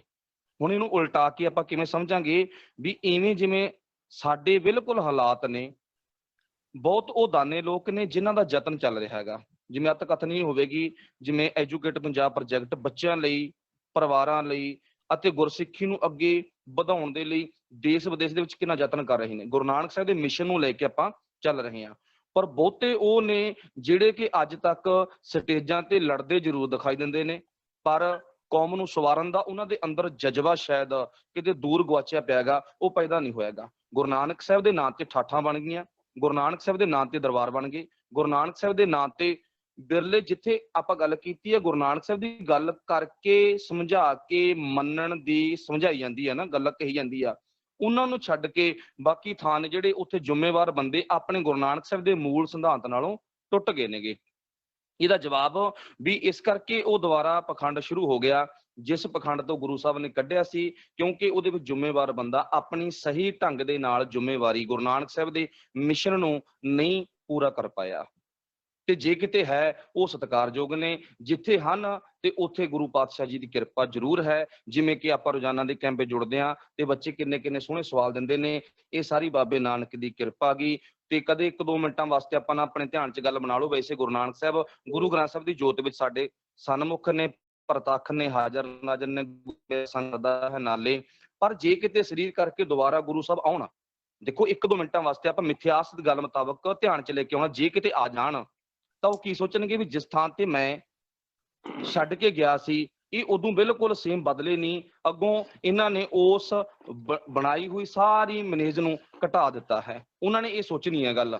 ਤੇ ਸੱਚਾ ਪਿਆਰ ਵਾਲੇ ਬੱਚਿਓ ਵੀ ਸਾਡੀ ਜਿਹੜੀ ਜ਼ਿੰਮੇਵਾਰ ਜਾਂ ਆਗੂ ਲੋਕ ਜਾਂ ਜਿਹੜੇ ਸੰਤ ਬਾਬੇ ਪ੍ਰਚਾਰਕ ਦਾਨੇ ਜੋ ਵੀ ਕਹਾ ਰਹੇ ਨੇ, ਵਿਰਲਿਆਂ ਨੂੰ ਛੱਡ ਕੇ ਉਹ ਆਪਣੇ ਇਸ ਮਿਸ਼ਨ ਤੋਂ, ਸੱਚ ਦੇ ਮਿਸ਼ਨ ਤੋਂ ਜਿਹੜਾ ਭਟਕ ਚੁੱਕੇ ਨੇ ਜੀ। ਸੰਖੇਪ ਆਖਾ ਜੀ। ਵਾਹਿਗੁਰੂ ਜੀ ਬਹੁਤ ਧੰਨਵਾਦ ਕਿ ਜਦੋਂ ਅਸੀਂ ਆਪਣੀ ਜ਼ਿੰਮੇਵਾਰੀ ਛੱਡ ਦਾਂਗੇ, ਹੁਣ ਜਿਵੇਂ ਅਸੀਂ ਸਾਰੇ ਕੈਂਪ ਵਿੱਚ ਸਿੱਖ ਰਹੇ ਹਾਂ, ਸਿੱਖ ਕੇ ਤੇ ਅਸੀਂ ਇਹਨੂੰ ਇੱਥੇ ਛੱਡ ਦਾਂਗੇ ਤਾਂ ਫਿਰ ਜੋ ਪਖੰਡ ਹੋ ਰਹੇ ਉਹ ਤਾਂ ਹੋ ਹੀ ਜਾਣਗੇ। ਤੇ ਜੇ ਅਸੀਂ ਇਹਨਾਂ ਵਿਰੁੱਧ ਆਵਾਜ਼ ਉਠਾਵਾਂਗੇ ਤੇ ਘੱਟੋ ਘੱਟ ਆਪਣੇ ਘਰਾਂ ਦੇ ਵਿੱਚ, ਆਪਣੀ ਰਿਸ਼ਤੇਦਾਰੀਆਂ ਵਿੱਚ ਰੋਕਾਂਗੇ ਤਾਂ ਜ਼ਰੂਰ ਜੋ ਗੁਰੂ ਨਾਨਕ ਸਾਹਿਬ ਜੀ ਦਾ ਫਲਸਫਾ, ਜੋ ਗੁਰੂ ਜੀ ਨੇ ਜੋ ਸਾਨੂੰ ਸਿਖਾਇਆ, ਉਹ ਅੱਗੇ ਦੀ ਅੱਗੇ ਵੀ ਚੱਲੇਗਾ ਜੀ। ਸੋ ਅਗਲਾ ਸਵਾਲ ਜੀ, ਇਹ ਵੀ ਵੀਰ ਗੁਰਪ੍ਰੀਤ ਸਿੰਘ ਜੀ ਦੇ ਲਈ ਹੈਗਾ ਜੀ। ਉਚਾਰਨ ਦੇ ਸੰਬੰਧੀ ਸਵਾਲ ਹੈ ਵੀਰ ਗੁਰਪ੍ਰੀਤ ਸਿੰਘ ਜੀ। ਠੀਕ, ਸਤਿਵਚਨ ਜੀ। ਪਹਿਲਾ ਅੱਖਰ ਬੇਟਾ ਮਤਲਬ ਕਿ ਆਪਾਂ ਗੁਰੂ ਪਾਤਸ਼ਾਹ ਜੀ ਦੀ ਪਾਵਨ ਬਾਣੀ ਪੱਟੀ ਦੇ ਨਾਲ ਸੰਬੰਧਿਤ ਇਹ ਸ਼ਬਦ ਉਚਾਰਨ ਕਰਦੇ ਹਾਂ। ਜਿਹੜਾ ਗਾ ਉਸ ਨੂੰ ਮਤਲਬ ਕਿ ਆਪਾਂ ਗਲੇ ਦੇ ਰਾਹੀਂ ਉਚਾਰਨ ਕਰਾਂਗਾ। ਇਹਦਾ ਸ਼ੁੱਧ ਉਚਾਰਨ ਗਲੇ ਦੇ ਵਿੱਚੋਂ ਆਵਾਜ਼ ਆ ਜਿਹੜੀ ਆਵੇ ਤਾਂ ਉਹ ਅੱਗੇ ਜਾ ਕੇ ਸਾਨੂੰ ਸ਼ੁੱਧਤਾ ਦਾ ਮਤਲਬ ਕਿ ਫਲਸਫਾ ਦੇਵੇਗੀ। ਜੇ ਕਿ ਗੁਰੂ ਨਾਨਕ ਸਾਹਿਬ ਨੇ ਬਾਣੀ ਦੇ ਵਿੱਚ ਬਹੁਤ ਸੋਹਣਾ ਗਈਏ ਦੀ ਜਿਹੜੀ ਆਵਾਜ਼ ਆ ਗਈ, ਗਈਏ ਨੂੰ ਜਿਹੜਾ ਵਰਤਿਆ ਹੈਗਾ, ਉਹ ਗਿਆਨ ਦੇ ਸੰਬੰਧੀ ਗੁਰੂ ਪਾਤਸ਼ਾਹ ਜੀ ਨੇ ਆਪਣੀ ਪਾਵਨ ਬਾਣੀ ਵਿੱਚ ਵਰਤਿਆ ਹੈਗਾ। ਤੇ ਜਿਹੜਾ ਅਗਲਾ ਸਵਾਲ ਹੈਗਾ ਉਸ ਨੂੰ ਆਪਾਂ ਨਾਸਕੀ ਉਚਾਰਨ ਦੇ ਰਾਹੀਂ ਬੋਲਣਾ ਗਾ। ਮਤਲਬ ਕਿ ਝਿੰਗੇ ਦੀ ਆਵਾਜ਼ ਨਾਲ ਥੋੜੀ ਜਿਹੀ ਨੱਕ ਦੇ ਰਾਹੀਂ ਉਹ ਆਵੇਗੀ। ਗਿਆਨ ਬੁੱਝਿਆ ਜੇ ਕੋਈ, ਪੜ੍ਹਿਆ ਪੰਡਤ ਸੋਈ। ਮਤਲਬ ਜਿਹੜਾ ਵਿਅਕਤੀ ਗਿਆਨ ਨੂੰ ਸਮਰਪਿਤ ਹੋ ਕੇ ਉਸ ਅਕਾਲ ਪੁਰਖ ਵਾਹਿਗੁਰੂ ਜੀ ਨਾਲ ਤੇ ਅਕਾਲ ਪੁਰਖ ਵਾਹਿਗੁਰੂ ਜੀ ਦੇ ਮਨੁੱਖਤਾ ਨਾਲ ਆਪਣੇ ਜੀਵਨ ਨੂੰ ਜੋੜਦਾ ਤੇ ਸੋਹਣੇ ਢੰਗ ਨਾਲ ਚਲਾਉਣ ਦਾ ਯਤਨ ਕਰਦਾ, ਉਹੀ ਹੀ ਅਸਲ ਦੇ ਵਿੱਚ ਪੰਡਤ ਹੈ, ਮਤਲਬ ਉਹੀ ਹੀ ਵਿਦਵਾਨ ਹੈ। ਮਤਲਬ ਕਿ ਜੋ ਨਾਸਕੀ ਉਚਾਰ ਹੈ ਉਹਨੂੰ ਆਪਾਂ ਗਲੇ ਦੇ ਵਿੱਚੋਂ ਬੋਲਦਿਆਂ ਹੋਇਆਂ ਨੱਕ ਦੇ ਰਾਹੀਂ ਆਵਾਜ਼ ਦੇਣੀ ਹੈ। ਮਤਲਬ ਕਿ ਇਸ ਤਰ੍ਹਾਂ ਇਸ ਨੂੰ ਆਪਾਂ ਬੋਲ ਸਕਦੇ ਹਾਂ। ਸੋ ਅੱਗੇ ਭੈਣ ਜੀ। ਬਹੁਤ ਧੰਨਵਾਦ ਜੀ। ਬੱਚਿਆਂ ਦੇ ਜਾਣਕਾਰੀ ਲਈ ਕਈ ਵਾਰੀ ਬੱਚਿਆਂ ਨੂੰ ਯਾਦ ਨਹੀਂ ਰਹਿੰਦਾ ਨਾ, ਸੌਖੇ ਤਰੀਕੇ ਨਾਲ ਯਾਦ ਰੱਖਣ ਦਾ ਪਤਾ ਕੀ ਹੈਗਾ ਕਿ ਜਿਹੜਾ ਕੱਕੇ ਵਾਲੀ ਲਾਈਨ ਹੈ ਨਾ, ਕੱਕੇ ਵਾਲੀ ਲਾਈਨ ਬੋਲਣੀ ਸ਼ੁਰੂ ਕਰੋ। ਜਦੋਂ ਤੁਸੀਂ ਬੋਲੋਗੇ ਤੁਸੀਂ ਚੈੱਕ ਕਰੋਗੇ ਕਿ ਤੁਹਾਡੀ ਜੀਭ ਨਾ ਸੈਂਟਰ ਦੇ ਵਿੱਚ ਉੱਪਰਲੇ ਤਾਲੂ ਨਾਲ ਟੱਚ ਕਰਦੀ ਹੈ। ਕੱਕਾ, ਖੱਖਾ, ਗੱਗਾ, ਘੱਗਾ, ਉਸ ਤੋਂ ਬਾਅਦ ਤੁਸੀਂ ਟੱਚ ਉਦਾਂ ਹੀ ਕਰਨਾ, ਨੱਕ ਦੇ ਵਿੱਚੋਂ ਬੋਲਣਾ। ਤੇ ਜਿਹੜੀ ਦੂਜੀ ਲਾਈਨ ਹੈ ਚੱਚਾ, ਹੁਣ ਉਹ ਚ ਦੇਖੋ ਜਿਹੜੀ ਤੁਹਾਡੀ ਜੀਭ ਦਾ ਅਗਲਾ ਪਾਸਾ ਉੱਪਰਲੇ ਤਾਲੂ ਨਾਲ ਲੱਗ ਰਿਹਾ ਉਹਨੂੰ ਬੋਲੋ। ਸੇਮ ਦੇਖਣਾ ਤੁਸੀਂ, ਇੱਕ ਲਾਈਨ ਜਿਹੜੀ ਹੈ ਨਾ ਉਹਦਾ ਬੋਲਣ ਦਾ, ਜਿਹੜੀ ਸਾਡੀ ਜੀਭ ਦੇ ਜੁੜਨ ਦਾ ਤਰੀਕਾ ਬਿਲਕੁਲ ਸੇਮ ਹੈ। ਏਦਾਂ ਕੱਕਾ, ਖੱਖਾ, ਗੱਗਾ, ਘੱਗਾ, ਚੱਚਾ, ਛੱਛਾ, ਜੱਜਾ, ਝੱਜਾ, ਸੋ ਇਹਨੂੰ ਤੁਸੀਂ ਇਸ ਤਰ੍ਹਾਂ ਵੀ ਯਾਦ ਰੱਖ ਸਕਦੇ ਹੋ ਜੀ। ਸੋ ਬਹੁਤ ਧੰਨਵਾਦ ਵੀਰ ਜੀ ਦਾ। ਇੱਕ ਸਵਾਲ ਵੀਰ ਜੀ ਲਈ ਹੋਰ ਮੈਂ ਬੇਨਤੀ ਕਰਾਂਗੀ, ਸੰਖੇਪ ਦੇ ਵਿੱਚ ਇਹਦਾ ਜਵਾਬ ਦੇਣਗੇ ਜੀ। ਅਸੀਂ ਕਲਯੁਗ ਨੂੰ ਸਤਯੁਗ ਵਿੱਚ ਬਦਲਣ ਦੀ ਕੋਸ਼ਿਸ਼ ਕਿਵੇਂ ਕਰ ਸਕਦੇ ਹਾਂ? ਠੀਕ ਹੈ ਭੈਣ ਜੀ। ਅਸੀਂ ਕਲਯੁਗ ਨੂੰ ਸਤਯੁਗ ਵਿੱਚ ਬਦਲਣ ਦੀ ਕੋਸ਼ਿਸ਼ ਕਿਵੇਂ ਕਰ ਸਕਦੇ ਹਾਂ? ਇਹ ਬੱਚਿਆਂ ਦਾ ਬਹੁਤ ਸੋਹਣਾ ਸਵਾਲ ਆ। ਕੁੱਤੇ ਬੱਚੋ, ਜਦੋਂ ਆਪਾਂ ਗੁਰਮਤ ਦੇ ਅਨੁਕੂਲ ਕਿਉਂ ਕਹਿ ਲਓ ਵੀ ਗੁਰਮਤ ਦਾ ਸੀਸਾ ਚੜਾ ਕੇ, ਜਿਵੇਂ ਹੁਣ ਤੁਸੀਂ ਕੈਂਪ ਲਗਾਤਾਰ ਕਿੰਨੇ ਟਾਈਮ ਤੋਂ ਲੜੇ ਆ ਰਹੇ ਆ, ਆਪਣੇ ਲਈ ਕਰੋਨਾ ਮਾੜੀ ਨਹੀਂ, ਬਹੁਤ ਚੰਗੀ ਆ, ਜਿਹਨੇ ਸਾਨੂੰ ਇਹ ਕਰੋਨਾ ਦੇ ਚੱਕਰ ਵਿੱਚ ਛੋਟੇ ਛੋਟੇ ਵਿਦਵਾਨ ਬਣਾ ਦਿੱਤਾ। ਵਾਹਿਗੁਰੂ ਨੇ ਕਿਰਪਾ ਕੀਤੀ ਆ, ਸਾਡੀ ਜੜ ਆ ਜਿਹੜੀ ਉਹ ਵਿਦਵਾਨਗੀ ਵਾਲੀ ਬਣ ਗਈ। ਤੁਸੀਂ ਬੜੇ ਸੋਹਣੇ ਸੋਹਣੇ ਰੋਜ਼ਾਨਾ ਸਵਾਲ ਦਿੰਦੇ ਹੋ ਤੇ ਉਹਨਾਂ ਦੇ ਜਵਾਬ ਨੇ ਜਿਹੜੇ ਉਹ ਵਿਦਵਾਨ ਵੀਰ ਦੇ ਕੇ ਜਾਂਦੇ ਨੇਗੇ। ਇਹ ਤੇ ਕਿਰਪਾ ਹੋ ਗਈ ਆਪਣੇ ਤੇ। ਅੱਛਾ, ਹੁਣ ਅਗਲੀ ਕਿਰਪਾ ਬਾਬੇ ਨਾਨਕ ਦੀ ਕਿਹੜੀ ਆ? ਵੀ ਸਭ ਤੋਂ ਪਹਿਲਾਂ ਤਾਂ ਆਪਾਂ ਇਹ ਵੇਖਣਾ ਵੀ ਗੁਰਮਤ ਦੇ ਅਨੁਕੂਲ, ਗੁਰਬਾਣੀ ਦੇ ਅਨੁਸਾਰ ਕਲਯੁਗ, ਸਤਯੁਗ, ਦੁਆਪਰ, ਤ੍ਰੇਤਿਆ ਨੂੰ ਮਾਨਤਾ ਨਹੀਂ ਹੈ, ਕਿਉਂਕਿ ਕਲਯੁਗ ਨੂੰ ਬੜਾ ਮਾੜਾ ਮੰਨਿਆ ਜਾਂਦਾ, ਯੁੱਗ ਨੂੰ ਚੰਗਾ ਮੰਨਿਆ ਜਾਂਦਾ। ਪਰ ਜੇ ਆਪਾਂ ਵੇਖੀਏ, ਇੱਥੇ ਦੋ ਯੁੱਗਾਂ ਦੀ ਗੱਲ ਆ, ਤ੍ਰੇਤਿਆ ਤੇ ਦੁਆਪਰ ਨੂੰ ਨਾਲ ਜੋੜ ਕੇ ਵੇਖੀਏ ਤਾਂ ਜਿਹੜੀ ਲੜਾਈ ਅੱਜ ਆ ਉਹੀ ਲੜਾਈ ਸਤਯੁਗ ਚ ਆ, ਉਹੀ ਲੜਾਈ ਤ੍ਰੇਤਿਆ ਚ ਆ, ਉਹੀ ਲੜਾਈ ਦੁਆਪਰ ਯੁੱਗ ਦੇ ਵਿੱਚ। ਜਰ ਜੋਰੂ ਜ਼ਮੀਨ ਦੀ ਖਾਤਰ, ਜਰ ਜੋਰੂ ਜ਼ਮੀਨ, ਜਰ ਪੈਸਾ ਬਹੁਤ ਆ ਜਿਹਦੇ ਪਿੱਛੇ ਲੜਾਈ ਹੋ ਰਹੀ ਆ, ਜ਼ਮੀਨ ਖਾਤਰ, ਔਰਤ ਖਾਤਰ। ਤੇ ਉਹਨਾਂ ਟਾਈਮਾਂ ਦੇ ਵਿੱਚ ਵੀ ਆਪਾਂ ਵਾਹਿਗੁਰੂ ਭਲਾ ਕਰੇ ਰਾਮ ਬਾਰੇ, ਕ੍ਰਿਸ਼ਨ ਬਾਰੇ, ਵਿਸ਼ਨੂੰ ਜਾਂ ਬ੍ਰਹਮਾ ਬਾਰੇ ਪੜ੍ਹੀਏ ਤਾਂ ਆਪਾਂ ਨੂੰ ਪੂਰੀ ਜਾਣਕਾਰੀ ਮਿਲਦੀ ਹੈ ਡਿਟੇਲ ਦੇ ਵਿੱਚ। ਭਾਈ ਗੁਰਦਾਸ ਦੀਆਂ 12 ਜਾਂ ਗੁਰੂ ਕੀ ਪਾਵਨ ਬਾਣੀ ਦੇ ਵਿੱਚ ਜਿਨ੍ਹਾਂ ਦਾ ਜੀਵਨ ਦਾਗੀ ਸੀ, ਉਹ ਇਹਨਾਂ ਕਰਕੇ ਹੀ ਦਾਗੀ ਸੀ। ਹੁਣ ਇੱਥੋਂ ਸਿੱਧ ਹੋ ਗਿਆ ਵੀ ਗੁਰੂ ਸਾਹਿਬ ਨੇ ਕੋਈ ਮਾਨਤਾ ਨਹੀਂ ਦਿੱਤੀ। ਹਾਂਜੀ ਬੇਟਾ, ਸਿੱਖੋ ਗੁਰੂ ਨਾਨਕ ਸਾਹਿਬ ਨੇ ਵਚਨ ਉਚਾਰਨ ਕੀਤਾ ਰਾਗ ਰਾਮਕਲੀ ਦੇ ਵਿੱਚ, ਜਿੱਥੇ ਕਿ ਯੁੱਗਾਂ ਨੂੰ ਕੱਟਿਆ ਗਾ। ਆਪਾਂ ਪਹਿਲਾਂ ਯੁੱਗਾਂ ਨੂੰ ਕੱਟ ਕੇ ਫਿਰ ਆਪਾਂ ਕਲਯੁਗ ਸਤਯੁਗ ਦੇ ਸੰਖੇਪ ਹੀ ਆਵਾਂਗੇ ਭੈਣ ਜੀ, ਬਹੁਤਾ ਟਾਈਮ ਨਹੀਂ ਲਾਵਾਂਗਾ ਮੈਂ। ਸੂਈ ਚੰਦ ਚੜੇ ਹੈ ਸੇ ਤਾਰੇ, ਸੋ ਦੁਨੀਆ ਤਪਤ ਰਹਿ, ਸਾ ਧਰਤੀ ਸੋ ਭੌਣ ਚੁਲਾਰੇ, ਜੁਗ ਜੀ ਖੇਲੇ ਥਾਵ ਕੈਸੇ। ਫਿਰ ਜੀ ਜ਼ਿਕਰ ਕੀ ਕਰਦੇ ਨੇ, ਕਹਿੰਦੇ ਸਤਯੁਗ, ਤ੍ਰੇਤਿਆ, ਦੁਆਪਰ ਆਦਿਕ ਸਾਰੇ ਸਮਿਆਂ ਦੇ ਵਿੱਚ ਉਹੀ ਚੰਦਰਮਾ, ਉਹੀ ਤਾਰੇ, ਉਹੀ ਦਿਨ, ਉਹੀ ਸੂਰਜ, ਸਭ ਕੁਝ ਆ ਰਿਹਾ ਹੈਗਾ। ਤੇ ਅੱਗੇ ਕੀ ਕਿਹਾ ਹੈਗਾ, ਕਿਤੇ ਦੇਸ ਨ ਆਇਆ ਸੁਣਿਨ, ਤੀਰਥ ਪਾਸ ਮਿੱਠਾ, ਦਾਨ ਕਰੇ ਤਾਂ ਮਹਿਸਾਰ ਨਾ। ਹੁਣ ਗੁਰੂ ਨਾਨਕ ਸਾਹਿਬ ਕਹਿੰਦੇ ਮੈਂ ਕਿਤੇ ਦੇਸ ਨ ਆਇਆ ਸੁਣੀਐ, ਮੈਂ ਕਿਤੇ ਵੀ ਕਿਸੇ ਦੇਸ਼ ਵਿੱਚ ਆਇਆ ਹੋਇਆ ਸੁਣਿਆ ਨਹੀਂ ਹੈ ਵੀ ਕਿਤੇ ਸਤਯੁਗ ਸਪੈਸ਼ਲ ਤੌਰ ਤੇ ਆਇਆ ਹੋਵੇ, ਕਲਯੁਗ ਸਪੈਸ਼ਲ ਤੌਰ ਤੇ ਆਇਆ ਹੋਵੇ, ਜਾਂ ਦੁਆਪਰ ਆਇਆ ਹੋਵੇ। ਮਤਲਬ ਉੱਥੇ ਯੁੱਗਾਂ ਨੂੰ ਗੁਰੂ ਸਾਹਿਬ ਨੇ ਕੱਟਤਾ। ਹੁਣ ਆਓ ਆਪਾਂ ਕਲਯੁਗ ਕੀ ਹੈ ਤੇ ਸਤਯੁਗ ਕੀ ਹੈ, ਅਸੀਂ ਕਲਯੁਗ ਨੂੰ ਸਤਯੁਗ ਵਿੱਚ ਕਿਵੇਂ ਬਦਲ ਸਕਦੇ ਹਾਂ? ਬੇਟਾ ਜੀ, ਕਲਯੁਗ ਹੈ ਸਾਡੀ ਨਿਗਰੀ ਹੋਈ ਹਾਲਤ, ਸਾਡੀ ਬਿਲਕੁਲ 0 ਪੁਆਇੰਟ ਤੇ ਡਿੱਗੀ ਹੋਈ ਹਾਲਤ। ਜਿਵੇਂ ਅੱਜ ਯੂਪੀ ਦੇ ਵਿੱਚ ਘਟਨਾ ਵਾਪਰੀ ਹੈ ਹਾਥਰਸ ਵਾਲੀ, ਉਹ ਸਭ ਨੂੰ ਪਤਾ ਗਾ। ਇਦੋਂ ਪਹਿਲਾਂ ਨਿਰਭੈ ਮਤਲਬ ਕਿ ਜੋ ਕੇਸ ਵਾਪਰਿਆ ਸੀ, ਕਾਫੀ ਲੰਬੇ ਟਾਈਮ ਤੋਂ ਉਹਨਾਂ ਨੂੰ ਸਜ਼ਾ ਦਿੱਤੀ ਗਿਆ। ਇਦਾਂ ਦੀ ਇੱਕ ਨਹੀਂ ਅਨੇਕਾਂ ਘਟਨਾਵਾਂ ਸਾਡੇ ਆਲੇ ਦੁਆਲੇ ਵਾਪਰ ਰਹੀਆਂ ਨੇ। ਚੋਰੀਆਂ, ਠੱਗੀਆਂ, ਧੋਖਾ, ਬੇਈਮਾਨੀ, ਲਾਲਚ ਦੇ ਵਿੱਚ ਡੁੱਬੇ ਹੋਏ ਲੋਕ ਉਹ ਕਲਯੁਗੀ ਲੋਕ ਨੇਗੇ। ਉਹਨਾਂ ਦਾ ਜੀਵਨ ਕਲਯੁਗੀ ਹਾਲਤ ਵਿੱਚ ਪਹੁੰਚ ਚੁੱਕਿਆ ਗਾ।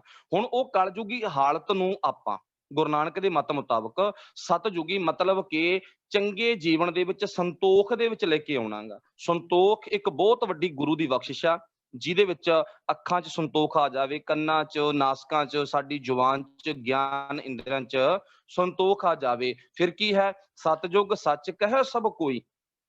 ਫਿਰ ਪਾਤਸ਼ਾਹ ਜੀ ਕਹਿੰਦੇ ਨੇ ਇਹ ਆਮ ਪ੍ਰਚਲਿਤ ਖਿਆਲ ਆ, ਸਤਯੁਗ ਵਿੱਚ ਸੱਚ ਬੋਲਣ ਵਾਲੇ ਨੂੰ ਕਰਮ ਦੀ ਪ੍ਰਧਾਨਤਾ ਦਿੱਤੀ ਜਾਂਦੀ ਹੈ। ਪਰ ਗੁਰਦੇਵ ਪਾਤਸ਼ਾਹ ਜ਼ਿਕਰ ਕੀ ਕਰਦੇ ਨੇ, ਕਹਿੰਦੇ ਘਰ ਘਰ ਭਗਤ ਗੁਰਮੁਖ ਹੋਈ, ਹਰੇਕ ਘਰ ਵਿੱਚ ਸੱਚ ਬੋਲਣਾ ਹੀ ਪ੍ਰਧਾਨ ਹੈ। ਜਿਹੜੇ ਘਰ ਨੇ ਉਹ ਘਰ ਨੇ ਸਾਡੇ ਸਰੀਰ, ਹਰੇਕ ਘਰ ਦੇ ਵਿੱਚ ਸਤਯੁਗ ਆ ਸਕਦਾ ਹੈ। ਤੇ ਜੇ ਅਸੀਂ ਸੰਤੋਖ ਜਾਂ ਸੱਚ ਨਾਲੋਂ ਟੁੱਟ ਜਾਵਾਂਗੇ, ਮਤਲਬ ਚੰਗੇ ਗੁਣਾਂ ਨਾਲੋਂ, ਦੇਵੀ ਗੁਣਾਂ ਨਾਲੋਂ ਟੁੱਟ ਜਾਵਾਂਗੇ, ਤਾਂ ਉਸ ਟਾਈਮ ਤੇ ਸਾਡੀ ਜਿਹੜੀ ਹਾਲਤ ਆ ਉਹ ਕਲਯੁਗੀ ਹਾਲਤ ਬਣ ਜਾਵੇਗੀ, ਜਿਹਨੂੰ ਗੁਰੂ ਸਾਹਿਬ ਨੇ ਪਾਵਨ ਬਾਣੀ ਵਿੱਚ ਬਿਆਨ ਕੀ ਕੀਤਾ ਗਾ। ਪਾਤਸ਼ਾਹ ਜੀ ਕੀ ਕਹਿੰਦੇ ਨੇ, ਕਹਿੰਦੇ ਨੇ ਸਾਡੇ ਜੀਵਨ ਦੇ ਵਿੱਚ ਜਿਹੜਾ ਕਲਯੁਗ ਹੈਗਾ ਉਹ ਇੱਕ ਛਿਨ ਦੇ ਵਿੱਚ, ਮਤਲਬ ਕਿ ਥੋੜੇ ਟਾਈਮ ਦੇ ਵਿੱਚ ਪੈਦਾ ਹੋ ਜਾਂਦਾ। ਕਲਯੁਗ ਕੋਈ ਦੇਸ਼ ਦਾ ਨਾਂ ਨਹੀਂ ਹੈ, ਕੋਈ ਕਿਸੇ ਸਮੇਂ ਦਾ ਨਾਮ ਨਹੀਂ ਹੈ।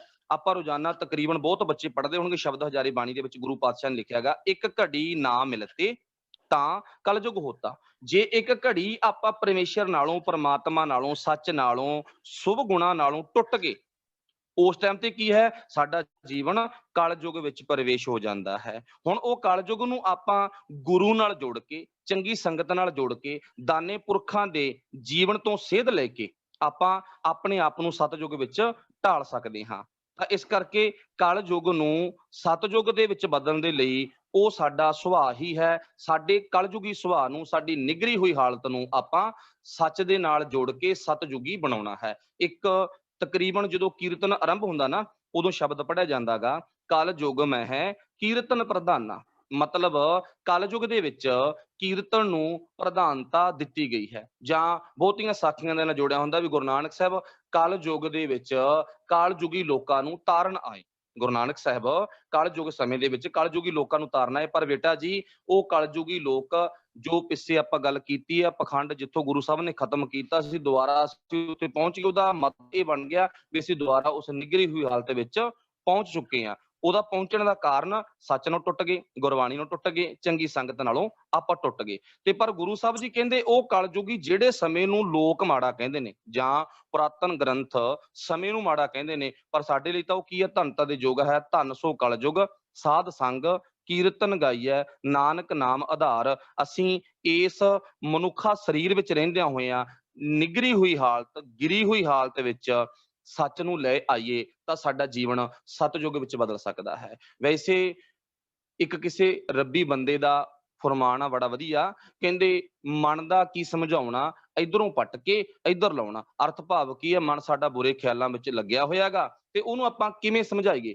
ਉਹਨੂੰ ਚੰਗੀ ਸੰਗਤ, ਚੰਗੇ ਵਿਚਾਰਾਂ ਨਾਲ ਜੋੜ ਕੇ ਸਮਝਾ ਕੇ ਸੱਚ ਵਾਲੇ ਪਾਸੇ ਜੋੜ ਲਈਏ। ਸੋ ਇਸ ਕਰਕੇ ਬੇਨਤੀ ਹੈ, ਆਪਣੀ ਨਿਗਰੀ ਹੋਈ ਹਾਲਤ ਨੂੰ, ਜੋ ਇਹਨੂੰ ਆਪਾਂ ਬਦਲ ਕੇ ਬਿਆਨ ਕਿਵੇਂ ਕਰਾਂਗੇ, ਸਮੇਂ ਦੀ ਗੱਲ ਨਹੀਂ ਇੱਥੇ, ਪਰ ਇੱਥੇ ਸਾਡੀ ਹਾਲਤ ਦੀ ਗੱਲ ਆ। ਕਲਯੁਗੀ ਹਾਲਤ ਨੂੰ ਆਪਾਂ ਸਤਯੁਗੀ ਹਾਲਤ ਵਿੱਚ ਗੁਰੂ ਦੀ ਬਾਣੀ ਨਾਲ ਜੋੜ ਕੇ, ਚੰਗੀ ਸੰਗਤ ਨਾਲ ਜੋੜ ਕੇ, ਜੋ ਆਪਾਂ ਨੂੰ ਪਲੇਟਫਾਰਮ ਭਾਈ ਜਸਵਿੰਦਰ ਸਿੰਘ ਜੀ, ਐਜੂਕੇਟ ਪੰਜਾਬ ਪ੍ਰੋਜੈਕਟ, ਭੈਣ ਜਸਪ੍ਰੀਤ ਕੌਰ, ਸਾਰਾ ਟਰੱਸਟ ਬੜੀ ਮਿਹਨਤ ਕਰਦਾ ਇਹ ਸਤਯੁਗ ਵਿੱਚ ਲਿਜਾਣ ਦੀ ਮਿਹਨਤ ਆ। ਤੇ ਜੇ ਆਪਾਂ ਜੁੜੇ ਰਹੀਏ, ਸੱਚ ਜਾਣਿਓ, ਤਾਂ ਆਪਾਂ ਸਤਯੁਗੀ ਭਾਵ ਸਮੇਂ ਨੂੰ ਨਹੀਂ ਉਡੀਕਾਂਗੇ, ਆਪਾਂ ਖੁਦ ਹੀ ਸਤਯੁਗ ਦੇ ਵਿੱਚ ਪ੍ਰਵੇਸ਼ ਹੋ ਜਾਵਾਂਗੇ। ਸੋ ਇਹਦਾ ਸਵਾਲ ਦਾ ਜਵਾਬ ਇਹੀ ਆ ਵੀ ਆਪਾਂ ਨਿਗਰੀ ਹੋਈ ਹਾਲਤ ਨੂੰ ਚੰਗੇ ਕੰਮਾਂ ਨਾਲ ਜੋੜ ਕੇ ਸਤਯੁਗ ਵਿੱਚ ਪ੍ਰਵੇਸ਼ ਹੋ ਸਕਦੇ ਹਾਂ। ਬਹੁਤ ਧੰਨਵਾਦ ਜੀ। ਜਦੋਂ ਅਸੀਂ ਗੁਰੂ ਸਾਹਿਬ ਜੀ ਦਾ ਹੁਕਮ ਮੰਨ ਰਹੇ ਹਾਂ, ਉਹ ਹੈ ਸਤਯੁਗ, ਤੇ ਜਦੋਂ ਅਸੀਂ ਜੋ ਗੁਰੂ ਸਾਹਿਬ ਕਹਿੰਦੇ ਉਸ ਤੋਂ ਉਲਟ ਜਾ ਰਹੇ ਹਾਂ, ਉਹ ਹੈ ਕਲਯੁਗ। ਸੋ ਅਸੀਂ ਦੇਖਣਾ ਕਿ ਅਸੀਂ ਕਿਸ ਰਾਹ ਤੇ ਚੱਲਣਾ ਜੀ। ਸੋ ਅਗਲਾ ਸਵਾਲ ਹੈਗਾ ਜੀ ਵਾਈਸੀ ਕੁਲਵੀਰ ਕੌਰ ਜੀ ਦੇ ਲਈ, ਮਾਨਸਾ ਤੋਂ। ਉਹਨਾਂ ਦਾ ਸਵਾਲ ਹੈ ਜੀ, ਜਾਤ ਕਾ ਗਰਭ ਨਾ ਕਰ ਮੂਰਖ ਗਾਵਾਰ, ਇਸ ਗਰਭ ਤੇ ਚੱਲੇ ਬਹੁਤ ਬੇਕਾਰਾ, ਇਸ ਫਰਮਾਨ ਦੇ ਅਰਥ ਦੱਸੋ ਜੀ। ਕਿਰਪਾ ਕਰਕੇ ਸੰਖੇਪ ਦੇ ਵਿੱਚ ਵਾਈਸੀ ਕੁਲਵੀਰ ਕੌਰ ਜੀ। ਜੀ ਵਾਹਿਗੁਰੂ ਜੀ ਕਾ ਖਾਲਸਾ, ਵਾਹਿਗੁਰੂ ਜੀ ਕੀ ਫਤਿਹ ਜੀ। ਜੀ ਆਵਾਜ਼ ਆ ਰਹੀ ਹੈ ਕਲੀਅਰ ਦੀ ਜੀ? ਹਾਂਜੀ ਹਾਂਜੀ ਹਾਂਜੀ, ਇਹ ਪਾਵਨ ਸ਼ਬਦ ਹੈ ਗੁਰੂ ਅਮਰਦਾਸ ਪਾਤਸ਼ਾਹ ਜੀ ਦਾ, ਰਾਗ ਭੈਰੋ ਮਹੱਲਾ ਤੀਜਾ, ਭੈਰੋ ਰਾਗ ਦੇ ਵਿੱਚ ਉਚਾਰਨ ਕੀਤਾ ਹੈ। ਔਰ ਇਸ ਸ਼ਬਦ ਤੋਂ ਪਹਿਲੀਆਂ ਜੋ ਪੰਕਤੀਆਂ ਨੇ, ਜਾਤ ਕਾ ਗਰਭ ਨਾ ਕਰੀਏ ਕੋਈ, ਬ੍ਰਹਮ ਬਿੰਦੇ ਸੋ ਬ੍ਰਹਮਣ ਹੋਈ। ਗੁਰੂ ਨਾਨਕ ਦੇਵ ਪਾਤਸ਼ਾਹ ਨੇ ਜਾਤ ਪਾਤ ਨੂੰ ਇੱਕ ਕਰਾਰੀ ਸੱਟ ਮਾਰੀ ਸੀ, ਸੰਗਤ ਤੇ ਪੰਗਤ ਦੀ ਪ੍ਰਥਾ ਜਦੋਂ ਚਲਾਈ ਸੀ। ਔਰ ਗੁਰੂ ਅਮਰਦਾਸ ਪਾਤਸ਼ਾਹ ਜੀ ਨੇ ਇਸ ਚੀਜ਼ ਨੂੰ ਮਤਲਬ ਪੱਕੇ ਤੌਰ ਤੇ ਕਰ ਦਿੱਤਾ ਸੀ ਕਿ ਪਹਿਲੇ ਪੰਗਤ ਪਾਛੈ ਸੰਗਤ। ਮਤਲਬ ਪੰਗਤ ਦੇ ਵਿੱਚ ਜਦੋਂ ਅਕਬਰ ਬਾਦਸ਼ਾਹ ਆਇਆ ਸੀ ਗੁਰੂ ਸਾਹਿਬ ਜੀ ਦੇ ਦਰਸ਼ਨਾਂ ਦੇ ਲਈ, ਤਾਂ ਬਾਦਸ਼ਾਹ ਨੇ ਆਪਣੇ ਮਤਲਬ ਬਾਦਸ਼ਾਹ ਜੋ ਰੁਤਬਾ ਸੀ ਉਸ ਨੂੰ ਵੀ ਬੈਠ ਕੇ ਪੰਗਤ ਦੇ ਵਿੱਚ ਪ੍ਰਸ਼ਾਦਾ ਛਕਣਾ ਪਿਆ ਸੀ। ਔਰ ਇੱਥੇ ਗੁਰੂ ਸਾਹਿਬ ਕਹਿੰਦੇ ਪਏ ਨੇ ਕਿ ਜਾਤ ਕਾ ਗਰਭ ਨਾ ਕਰ ਮੂਰਖ ਗਵਾਰਾ, ਇਸ ਗਰਭ ਤੇ ਚੱਲ ਹੈ ਬਹੁਤ ਵਿਕਾਰਾ। ਮਤਲਬ ਇਨਸਾਨ, ਇਹ ਇਨਸਾਨ ਦੇਖੋ, ਪਹਿਲੀਆਂ ਪੰਕਤੀਆਂ ਦੇ ਵਿੱਚ ਗੁਰੂ ਸਾਹਿਬ ਕਹਿੰਦੇ ਨੇ ਅਮਰਦਾਸ ਪਾਤਸ਼ਾਹ ਜੀ ਕਿ ਇਨਸਾਨ ਨੂੰ ਜਾਤ ਦਾ ਗਰਭ ਨਹੀਂ ਕਰਨਾ ਚਾਹੀਦਾ। ਔਰ ਇੱਥੇ ਕੀ ਕਹਿੰਦੇ ਪਏ ਨੇ ਕਿ ਜਾਤ ਕਾ ਗਰਭ ਨਾ ਕਰ ਮੂਰਖ ਗਵਾਰਾ, ਮਤਲਬ ਇਨਸਾਨ ਨੂੰ, ਉਸ ਇਨਸਾਨ ਨੂੰ ਦੁਬਾਰਾ ਕਹਿੰਦੇ ਪਏ ਨੇ ਕਿ ਹੇ ਮੂਰਖ ਇਨਸਾਨ, ਇਹ ਬੇਸਮਝ ਇਨਸਾਨ, ਜਾਤ ਕਾ ਗਰਭ ਨਾ ਕਰ, ਇਸ ਗਰਭ ਤੇ ਚੱਲੇ ਬਹੁਤ ਵਿਕਾਰਾ। ਇੱਥੇ ਮਤਲਬ ਗਰਭ ਦਾ ਅਰਥ ਕੀ ਹੋ ਗਿਆ? ਮਾਣ ਜੀ। ਇੱਕ ਹੁੰਦਾ ਜੀ ਦੇਖੋ ਸਵੈ ਮਾਣ, ਸੈਲਫ ਕੌਨਫੀਡੈਂਸ, ਔਰ ਜਦੋਂ ਕੌਨਫੀਡੈਂਸ ਓਵਰ ਕੌਨਫੀਡੈਂਸ ਦੇ ਵਿੱਚ ਬਦਲ ਜਾਂਦਾ ਤਾਂ ਉਹ ਇਨਸਾਨ ਲਈ ਘਾਤਕ ਹੋ ਜਾਂਦਾ।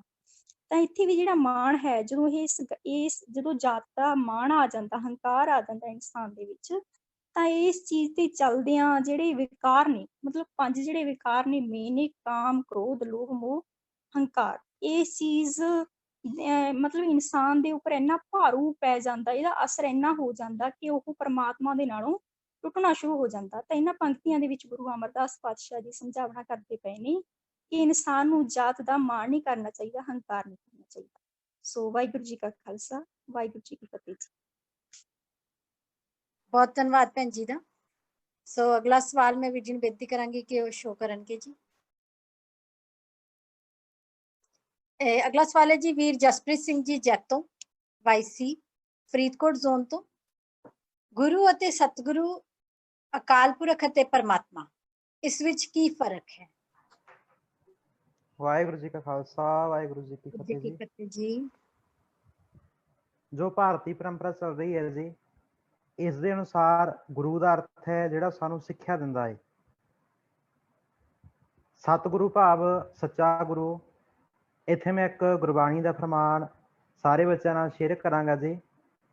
ਸਤ ਪੁਰਖ ਜਿਨ ਜਾਣਿਆ, ਸਤਿਗੁਰ ਤਿਸ ਕਾ ਨਾਉ, ਤਿਸ ਕੈ ਸੰਗ ਸਿੱਖ ਉਧਰੈ, ਨਾਨਕ ਹਰ ਗੁਣ ਗਾਓ। ਸਤਿਗੁਰੂ ਦਾ ਭਾਵ ਹੈ ਜਿਹਨੇ ਸੱਚੇ ਗੁਰੂ ਨੂੰ ਜਾਣ ਲਿਆ ਹੈ, ਜਿਹਨੇ ਇੱਕ ਅਕਾਲ ਪੁਰਖ ਨੂੰ ਜਾਣ ਲਿਆ ਹੈ ਜੀ। ਇੱਥੇ ਅੱਗੇ ਹੈ ਜੀ ਅਕਾਲ ਪੁਰਖ, ਪਰਮਾਤਮਾ ਤੇ ਪਾਰ ਬ੍ਰਹਮ। ਇਹ ਤਿੰਨੇ ਜੀ ਵਾਹਿਗੁਰੂ ਨੂੰ ਵੱਖ-ਵੱਖ ਸੰਬੋਧਨ ਕੀਤਾ ਹੋਇਆ ਹੈ। ਇਹ ਇੱਕ ਓਅੰਕਾਰ ਦਾ ਵਿਸਥਾਰ ਦਿੱਤਾ ਹੋਇਆ ਹੈ ਜੀ। ਰਿਪੀਟ ਕਰ ਰਿਹਾ ਜੀ। ਗੁਰੂ ਦਾ ਅਰਥ ਹੈ ਭਾਰਤੀ ਪਰੰਪਰਾ ਦੇ ਵਿੱਚ ਜਿਹੜਾ ਕੋਈ ਸਿੱਖਿਆ ਦੇਣ ਵਾਲਾ ਹੈ। ਗੁਰੂ ਗ੍ਰੰਥ ਸਾਹਿਬ ਜੀ ਸਾਨੂੰ ਸਿੱਖਿਆ ਦਿੰਦੇ ਨੇ। ਸਤਿਗੁਰੂ ਦਾ ਭਾਵ ਹੈ ਜੀ ਸੱਚਾ ਗੁਰੂ। ਸਤ ਪੁਰਖ ਜਿਨ ਜਾਣਿਆ, ਸਤਿਗੁਰ ਤਿਸ ਕਾ ਨਾਉ। ਜਿਸ ਗੁਰੂ ਨੇ ਸਾਨੂੰ ਸਦਾ ਸਥਿਰ ਰਹਿਣ ਵਾਲੇ ਪ੍ਰਮਾਤਮਾ ਨਾਲ ਜੁੜਿਆ, ਉਹਨੂੰ ਅਸੀਂ ਸਤਿਗੁਰੂ ਕਹਿੰਦੇ ਹਾਂ ਜੀ, ਸੱਚਾ ਗੁਰੂ। ਤੇ ਇੱਕ ਛੇਵੇਂ ਪਾਤਸ਼ਾਹ ਜੀਆਂ ਦੇ ਸਮੇਂ ਤੇ ਇੱਕ ਸਾਖੀ ਵੀ ਆਉਂਦੀ ਹੈ ਜੀ। ਇੱਕ ਸੱਚਾ ਗੁਰੂ ਹੈ, ਇੱਕ ਦੁਨਿਆਵੀ ਪਾਤਸ਼ਾਹ ਹੈ, ਇੱਕ ਸੱਚਾ ਪਾਤਸ਼ਾਹ ਹੈ। ਸੋ ਉਹ ਸਾਖੀ ਤੋਂ ਵੀ ਅਸੀਂ ਸਿੱਖ ਸਕਦੇ ਹਾਂ ਜੀ, ਉਹ ਸਾਖੀ ਤੋਂ ਵੀ ਸਮਝ ਸਕਦੇ ਹਾਂ ਜੀ। ਹਾਂਜੀ ਭੈਣ ਜੀ। ਬਹੁਤ ਧੰਨਵਾਦ ਜੀ। ਵੀਰ ਜੀ ਨੇ ਬੜੇ ਸੰਖੇਪ ਵਿੱਚ ਜਵਾਬ ਦਿੱਤਾ ਹੈ। ਸੋ ਨੈਕਸਟ ਸਵਾਲ ਵੀਰ ਜੀ ਗਗਨਵੀਰ ਜੀ। ਅਗਲਾ ਸਵਾਲ ਵੀ ਵੀਰ ਜਸਪ੍ਰੀਤ ਸਿੰਘ ਜੀ ਦੇ ਲਈ ਹੈ ਜੀ। ਵਾੜ ਅਤੇ ਕਿਥਾਊ ਦਾ ਕੀ ਅਰਥ ਹੈ? ਹਾਂਜੀ, ਇਹਦੇ ਵਿੱਚ ਪਹਿਲਾ ਸਵਾਲ ਹੈ ਜੀ ਵਾੜ। ਵਾੜ ਅਸੀਂ ਸਾਰੇ ਸਮਝਦੇ ਹਾਂ ਜੀ। ਜ਼ਿਆਦਾਤਰ ਬੱਚੇ ਅਸੀਂ ਪਿੰਡਾਂ ਤੋਂ ਬਿਲੋਂਗ ਕਰਦੇ ਹਾਂ, ਪਿੰਡਾਂ ਦੇ ਰਹਿਣ ਵਾਲੇ ਆ। ਜੋ ਪਿੰਡਾਂ ਦੇ ਵਿੱਚ ਖੇਤੀ ਕੀਤੀ ਜਾਂਦੀ ਹੈ ਜੀ, ਤਾਂ ਖੇਤਾਂ ਦੇ ਆਸੇ-ਪਾਸੇ ਖੇਤੀ ਨੂੰ ਬਚਾਉਣ ਵਾਸਤੇ ਇੱਕ ਕੰਡਿਆਲੀ ਤਾਰ ਲਗਾ ਦਿੱਤੀ ਜਾਂਦੀ ਹੈ। ਤੇ ਉਹ ਤਾਰ ਲਗਾਈ ਜਾਂਦੀ ਹੈ ਕਿ ਆਸੇ-ਪਾਸੇ ਦੇ ਜੋ ਪਸ਼ੂ ਹੈ ਉਹ ਆ ਕੇ ਖੇਤੀ ਨੂੰ ਖਰਾਬ ਨਾ ਕਰਨ। ਤੇ ਵਾੜ ਦੇ ਮੈਂ 3 ਅਰਥ ਲੱਭੇ ਹੈ ਜੀ ਗੁਰਬਾਣੀ ਦੇ ਵਿੱਚੋਂ। ਪਹਿਲਾ ਤਾਂ ਵਾੜ ਦਾ ਅਰਥ ਹੈ ਕਿ ਇੱਕ ਕੰਡਿਆਲੀ ਤਾਰ ਹੈ ਨਾ, ਤੇ ਗੁਰਬਾਣੀ ਦੇ ਵਿੱਚ ਇੱਕ ਫਰਮਾਨ ਆਉਂਦਾ ਹੈ, ਤੂੰ ਸੁਣ ਹਰਨਾ ਕਾਲਿਆ, ਕੀ ਵਾੜੀਐ ਰਾਤਾ ਰਾਮ। ਠੀਕ ਹੈ ਜੀ। ਆਸੇ ਪਾਸੇ ਸਾਨੂੰ ਪਰਮਾਤਮਾ ਨੇ, ਸਾਨੂੰ ਗੁਰੂ ਪਾਤਸ਼ਾਹ ਜੀਆਂ ਨੇ ਕੁਛ ਕੁ ਬੰਧਨ ਕਹੇ ਹੈ ਕਿ ਅਸੀਂ ਪਰ ਧਨ, ਪਰ ਦਾਰਾ, ਪਰ ਹਰੀ। ਠੀਕ ਹੈ ਜੀ। ਅਸੀਂ ਪਰਾਏ ਧਨ ਤੇ, ਪਰਾਏ ਤਨ ਤੇ ਜਾਂ ਪਰਾਈ ਵਸਤੂ ਤੇ ਆਪਣੀ ਨਿਗਾਹ ਨਹੀਂ ਰੱਖਣੀ, ਆਪਣਾ ਅਧਿਕਾਰ ਨਹੀਂ ਰੱਖਣਾ।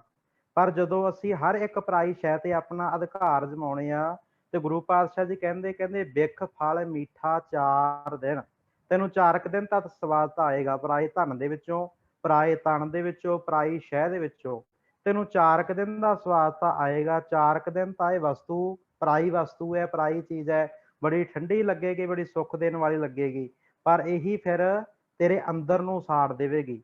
ਕੋਈ ਵੀ ਪਰਾਈ ਵਸਤੂ ਹੈ, ਪਰਾਇਆ ਤਨ ਹੈ, ਪਰਾਇਆ ਧਨ ਹੈ, ਇਹ ਤੇਰੇ ਅੰਦਰ ਨੂੰ ਸਾੜ ਦੇਵੇਗਾ। ਸੋ ਦੂਸਰਾ ਅਰਥ ਹੈ ਜੀ, ਅਸੀਂ ਬਾਬਾ ਫਰੀਦ ਸਾਹਿਬ ਜੀਆਂ ਦੇ ਸ਼ਲੋਕਾਂ ਦੇ ਵਿੱਚ ਪੜ੍ਹਦੇ ਹਾਂ ਇੱਕ ਸ਼ਬਦ, ਇੱਕ ਪੰਕਤੀ, ਮਲ ਕਲ ਮੌਤ ਜਾ ਆਵਸੇ, ਸਭ ਦਰਵਾਜੇ ਭੰਨ। ਠੀਕ ਹੈ ਜੀ। ਵਾੜ ਦਾ ਅਰਥ ਅਸੀਂ ਆਸਰਾ ਵੀ ਕਹਿੰਦੇ ਹਾਂ ਨਾ, ਕਿ ਜਿਵੇਂ ਖੇਤਾਂ ਦੇ ਦੁਆਲੇ ਕੰਡਿਆਲੀ ਤਾਰ ਲਗਾਈ ਜਾਂਦੀ ਹੈ ਕਿ ਪਸ਼ੂ ਖੇਤਾਂ ਦੇ ਵਿੱਚ ਐਂਟਰ ਨਾ ਹੋਣ। ਇਸੇ ਤਰ੍ਹਾਂ ਦੇ ਨਾਲ ਅਸੀਂ ਆਪਣੇ ਘਰ ਦੇ ਆਲੇ ਦੁਆਲੇ ਵੀ ਇੱਕ ਵਾੜ ਕਰਦੇ ਹਾਂ। ਠੀਕ ਹੈ ਜੀ। ਇੱਕ ਗੇਟ ਲਗਾਉਣੇ ਆ ਕਿ ਕੋਈ ਓਪਰਾ ਬੰਦਾ ਸਾਡੇ ਘਰ ਦੇ ਵਿੱਚ ਨਾ ਆ ਜਾਵੇ, ਕੋਈ ਚੋਰ ਚੱਕਾ ਸਾਡੇ ਘਰ ਦੇ ਵਿੱਚ ਨਾ ਆ ਜਾਵੇ। ਠੀਕ ਹੈ ਜੀ।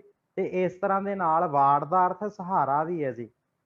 ਤੇ ਬਾਬਾ ਫਰੀਦ ਸਾਹਿਬ ਜੀ ਸਮਝਾ ਰਹੇ ਹੈ ਕਿ ਜਿਹੜੇ ਮੌਤ ਰੂਪੀ ਦੂਤ ਹੈ, ਮੌਤ ਰੂਪੀ ਚੋਰ ਹੈ, ਉਹ ਸਾਡੇ ਘਰ ਦੇ ਵਿੱਚ ਇੱਕਦਮ ਅਟੈਕ ਕਰਦੇ ਆ, ਜਿੰਨੀ ਅਸੀਂ ਮਰਜ਼ੀ ਆਸਰੇ ਲੱਭ ਲਈਏ। ਠੀਕ ਹੈ ਜੀ। ਦਰਵਾਜ਼ੇ ਹੈ, ਵਾੜ ਦਾ ਅਰਥ ਆਸਰਾ ਵੀ ਹੈ, ਸਹਾਰਾ ਵੀ ਹੈ।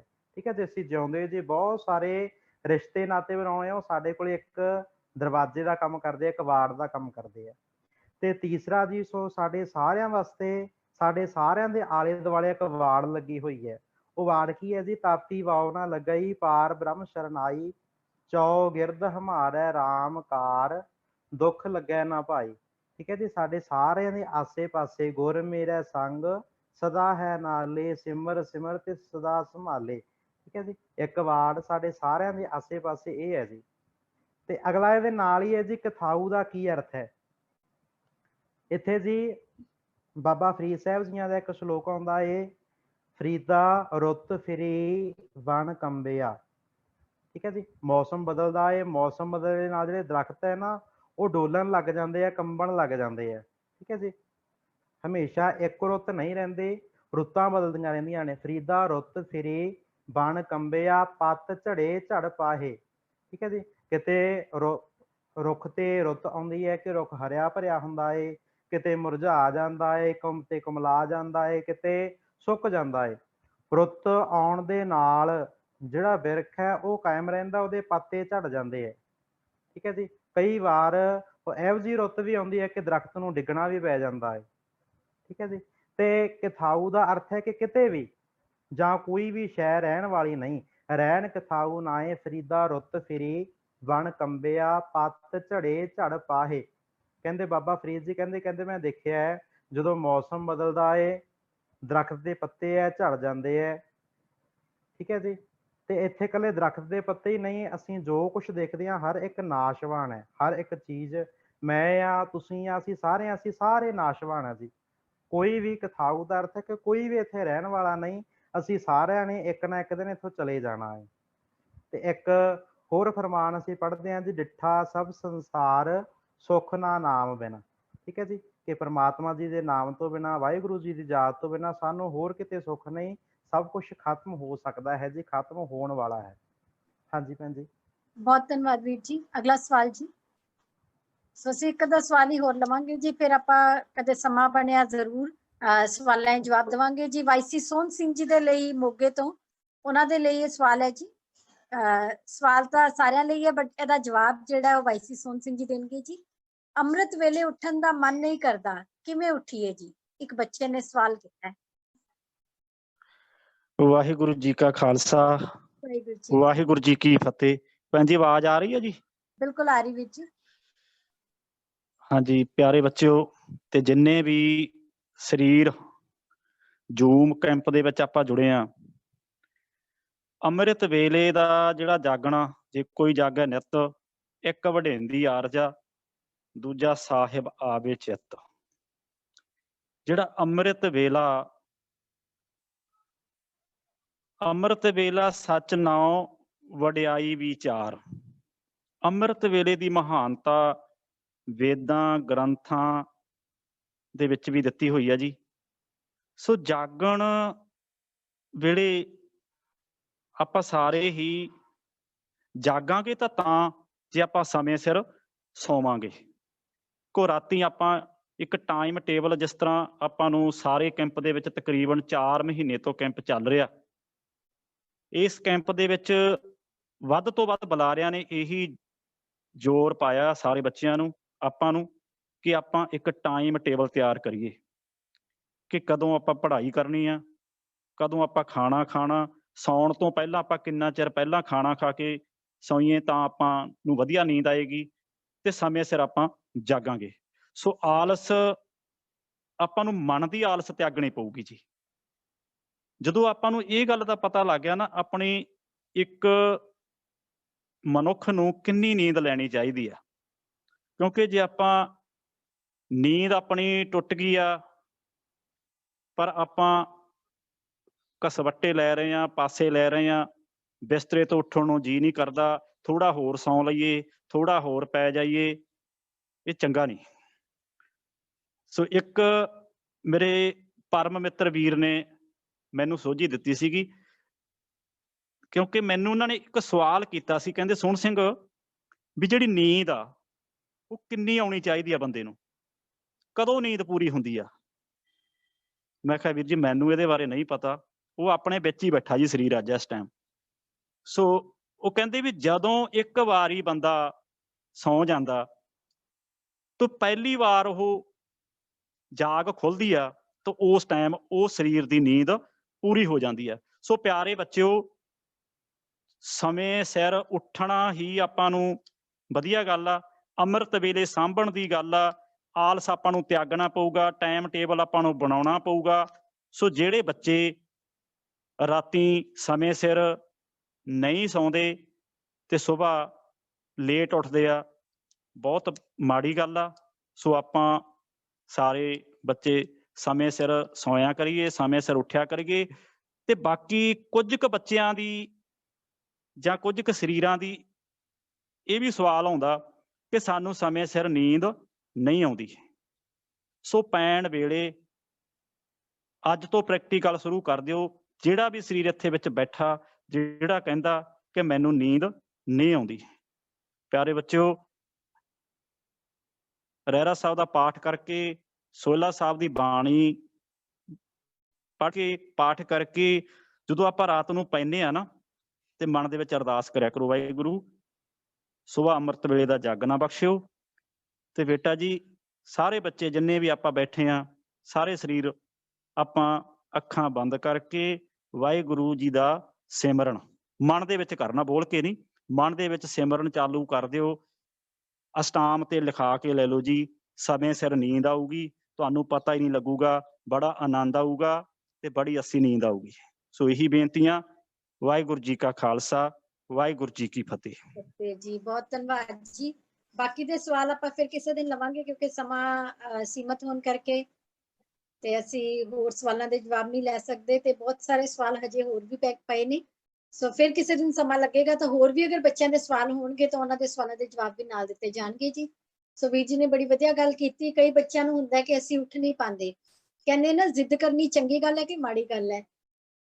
ਹੈਗੀ ਤਾਂ ਮਾੜੀ ਗੱਲ ਹੈ, ਪਰ ਕਿਸੇ ਚੰਗੇ ਕੰਮ ਲਈ ਕੀਤੀ ਜਾਵੇ ਤੇ ਇਹ ਚੰਗੀ ਵੀ ਹੈ। ਸੋ ਅਗਰ ਅਸੀਂ ਜ਼ਿੱਦ ਕਰਕੇ ਪਈਏ ਕਿ ਅਸੀਂ ਸਵੇਰੇ ਉੱਠਣਾ ਹੀ ਉੱਠਣਾ, ਤੇ ਆਪੇ ਜਾਗ ਖੁੱਲੇਗੀ। ਤੇ ਜਿਹੜੀ ਵੀਰ ਜੀ ਨੇ ਗੱਲ ਕੀਤੀ ਕਿ ਰਾਤੀ ਨੀਂਦ ਨਾ ਆਵੇ ਨਾ, ਤੇ ਜਪਜੀ ਸਾਹਿਬ ਪੜ੍ਹਨਾ ਸ਼ੁਰੂ ਕਰ ਦਿਓ। ਜਿਹੜੀ ਵੀ ਤੁਹਾਨੂੰ ਬਾਣੀ ਕੰਠ ਹੈ ਨਾ, ਉਹ ਪੜ੍ਹਨੀ ਸ਼ੁਰੂ ਕਰ ਦਿਓ। ਤੁਹਾਨੂੰ ਦੇਖਿਓ ਬੜੀ ਜਲਦੀ ਔਰ ਨੀਂਦ ਵੀ ਆਏਗੀ, ਔਰ ਬੜੀ ਆਨੰਦਮਈ ਨੀਂਦ ਆਏਗੀ। ਕਦੇ ਟਰਾਈ ਕਰਕੇ ਦੇਖਣਾ ਜ਼ਰੂਰ। ਔਰ ਪੜ੍ਹਾਈ ਵਾਲੇ ਬੱਚਿਆਂ ਲਈ ਵੀ ਸਭ ਤੋਂ ਇੰਪੋਰਟੈਂਟ ਹੈ ਕਿ ਉਹ ਰਾਤ ਦੀ ਬਜਾਏ, ਜਿਸ ਤਰ੍ਹਾਂ ਉਸ ਦਿਨ ਵੀਰ ਜੀ ਨੇ ਕਿਹਾ ਸੀ ਕਿ ਰਾਤ ਦੀ ਬਜਾਏ ਅਗਰ ਵਿਦਿਆਰਥੀ ਅੰਮ੍ਰਿਤ ਵੇਲੇ ਉੱਠ ਕੇ ਪੜ੍ਹਨ ਤਾਂ ਉਹਨਾਂ ਨੂੰ ਜ਼ਿਆਦਾ ਲਾਹਾ ਹੋਏਗਾ। ਸੋ ਅੱਜ ਅਸੀਂ ਬੱਚਿਆਂ ਦੇ ਹੈਂਡ ਰੇਜ਼ ਨਹੀਂ ਲਵਾਂਗੇ, ਕਿਉਂਕਿ ਅੱਜ ਬੱਚਿਆਂ ਦੇ ਸਵਾਲਾਂ ਦੇ ਹੀ ਜਵਾਬ ਦਿੱਤੇ ਗਏ ਨੇ। ਸੋ ਜ਼ਰੂਰ ਸਾਰੇ ਬੱਚਿਆਂ ਨੂੰ ਬੇਨਤੀ ਹੈ ਕਿ ਆਉਣ ਵਾਲੇ ਸਮੇਂ ਦੇ ਵਿੱਚ ਜਦੋਂ ਵੀ ਸੈਸ਼ਨ ਹੋਏਗਾ ਆਪ ਜੀ ਦਾ, ਕਿ ਤੁਹਾਡੇ ਸਵਾਲਾਂ ਦੇ ਜਵਾਬ ਦਿੱਤੇ ਜਾਣ। ਜ਼ਰੂਰ ਜਿੰਨੇ ਵੀ ਤੁਸੀਂ ਸਵਾਲ ਤੁਹਾਡੇ ਮਨ ਦੇ ਵਿੱਚ ਹੋਣ ਜ਼ਰੂਰ ਪੁੱਛਿਆ ਕਰੋ, ਕਿਉਂਕਿ ਚੰਗਾ ਵਿਦਿਆਰਥੀ ਉਹ ਨਹੀਂ ਹੁੰਦਾ ਜੋ ਸਹੀ ਆਨਸਰ ਕਰਦਾ ਹੈ। ਚੰਗਾ ਵਿਦਿਆਰਥੀ ਉਹ ਹੁੰਦਾ ਹੈ ਜੋ ਚੰਗੇ ਸਵਾਲ ਪੁੱਛਦਾ ਹੈ। ਜਿੰਨਾ ਜ਼ਿਆਦਾ ਪੁੱਛਾਂਗੇ ਉਨਾ ਜ਼ਿਆਦਾ ਸਾਡੇ ਜਿਹੜਾ ਗਿਆਨ ਉਹਦੇ ਵਿੱਚ ਵਾਧਾ ਹੋਏਗਾ, ਤੇ ਜਿੰਨਾ ਜ਼ਿਆਦਾ ਉਸ ਗਿਆਨ ਨੂੰ ਅਮਲ ਵਿੱਚ ਲੈ ਕੇ ਆਵਾਂਗੇ ਉਨਾ ਹੀ ਸਾਡੀ ਜ਼ਿੰਦਗੀ ਦੇ ਵਿੱਚ ਸੁਧਾਰ ਹੋਵੇਗਾ। ਸੋ ਸਾਰਿਆਂ ਦਾ, ਸਾਰੇ ਹੀ ਵਾਇਸਿਸ ਦਾ, ਅੰਕਲ ਜੀ ਦਾ, ਸਾਰਿਆਂ ਦਾ ਬਹੁਤ ਬਹੁਤ ਧੰਨਵਾਦ ਜਿਨ੍ਹਾਂ ਨੇ ਬੱਚਿਆਂ ਦੇ ਸਵਾਲਾਂ ਦੇ ਬੜੇ ਹੀ ਵਧੀਆ ਢੰਗ ਦੇ ਨਾਲ, ਬੜੇ ਸੰਖੇਪ ਦੇ ਵਿੱਚ ਜਿਹੜੇ ਸਵਾਲਾਂ ਦੇ ਜਵਾਬ ਦਿੱਤੇ ਨੇ ਜੀ। ਸੋ ਹੁਣ ਸਾਰੇ ਵਿਦਿਆਰਥੀਆਂ ਨੂੰ ਬੇਨਤੀ ਹੈ ਕਿ ਅਟੈਂਡੈਂਸ ਲਗਾਉਣਗੇ, ਉਸ ਤੋਂ ਬਾਅਦ ਇਸ ਕੈਂਪ ਦੀ ਸਮਾਪਤੀ ਹੋ ਜਾਏਗੀ। ਤੇ ਬੇਨਤੀ ਹੈ ਵੀਰ ਜੀ ਨੂੰ ਕਿ ਸਕਰੀਨ ਸ਼ੇਅਰ ਕਰਨਗੇ। ਜਿਹੜੇ ਵਿਦਿਆਰਥੀਆਂ ਨੇ ਹਜੇ ਤੱਕ ਇੱਕ ਵਾਰੀ ਵੀ ਜਾਪ ਦੀ ਸੇਵਾ, ਕੀਰਤਨ ਦੀ ਸੇਵਾ ਨਹੀਂ ਲਈ, ਕਿਰਪਾ ਕਰਕੇ ਜ਼ਰੂਰ ਕੀਰਤਨ ਦੀ ਸੇਵਾ ਤੇ ਜਾਪ ਦੀ ਸੇਵਾ ਦੇ ਵਿੱਚ ਹਾਜ਼ਰੀ ਭਰੋ ਜੀ। ਸੋ ਨੰਬਰ ਨੋਟ ਕਰ ਲੈਣਾ ਜੀ ਸਾਰਿਆਂ ਨੇ। ਔਰ ਜਿਹੜੇ ਵਿਦਿਆਰਥੀ EPP ਨਾਲ ਸੰਬੰਧਿਤ ਨਹੀਂ ਹੈਗੇ, ਜਿਨ੍ਹਾਂ ਕੋਲ EPP ਨੰਬਰ ਨਹੀਂ ਹੈਗਾ, ਉਹ ਜਿਹੜੀ ਆਪਣੀ ਫੀਡਬੈਕ ਹੈ ਦਿੱਤੇ ਹੋਏ ਨੰਬਰ ਤੇ ਭੇਜ ਸਕਦੇ ਨੇ। ਬਾਕੀ ਸਾਰਿਆਂ ਨੇ ਆਪਣੇ ਵਾਇਸਿਸ ਨੂੰ ਭੇਜਣੀ ਹੈ ਜੀ। ਸੋ ਸਾਰੇ ਹੀ ਵਿਦਿਆਰਥੀਆਂ ਦਾ, ਸਾਰੀ ਸੰਗਤ ਦਾ ਬਹੁਤ ਬਹੁਤ ਧੰਨਵਾਦ। ਵਾਹਿਗੁਰੂ ਜੀ ਕਾ ਖਾਲਸਾ, ਵਾਹਿਗੁਰੂ ਜੀ ਕੀ ਫਤਿਹ।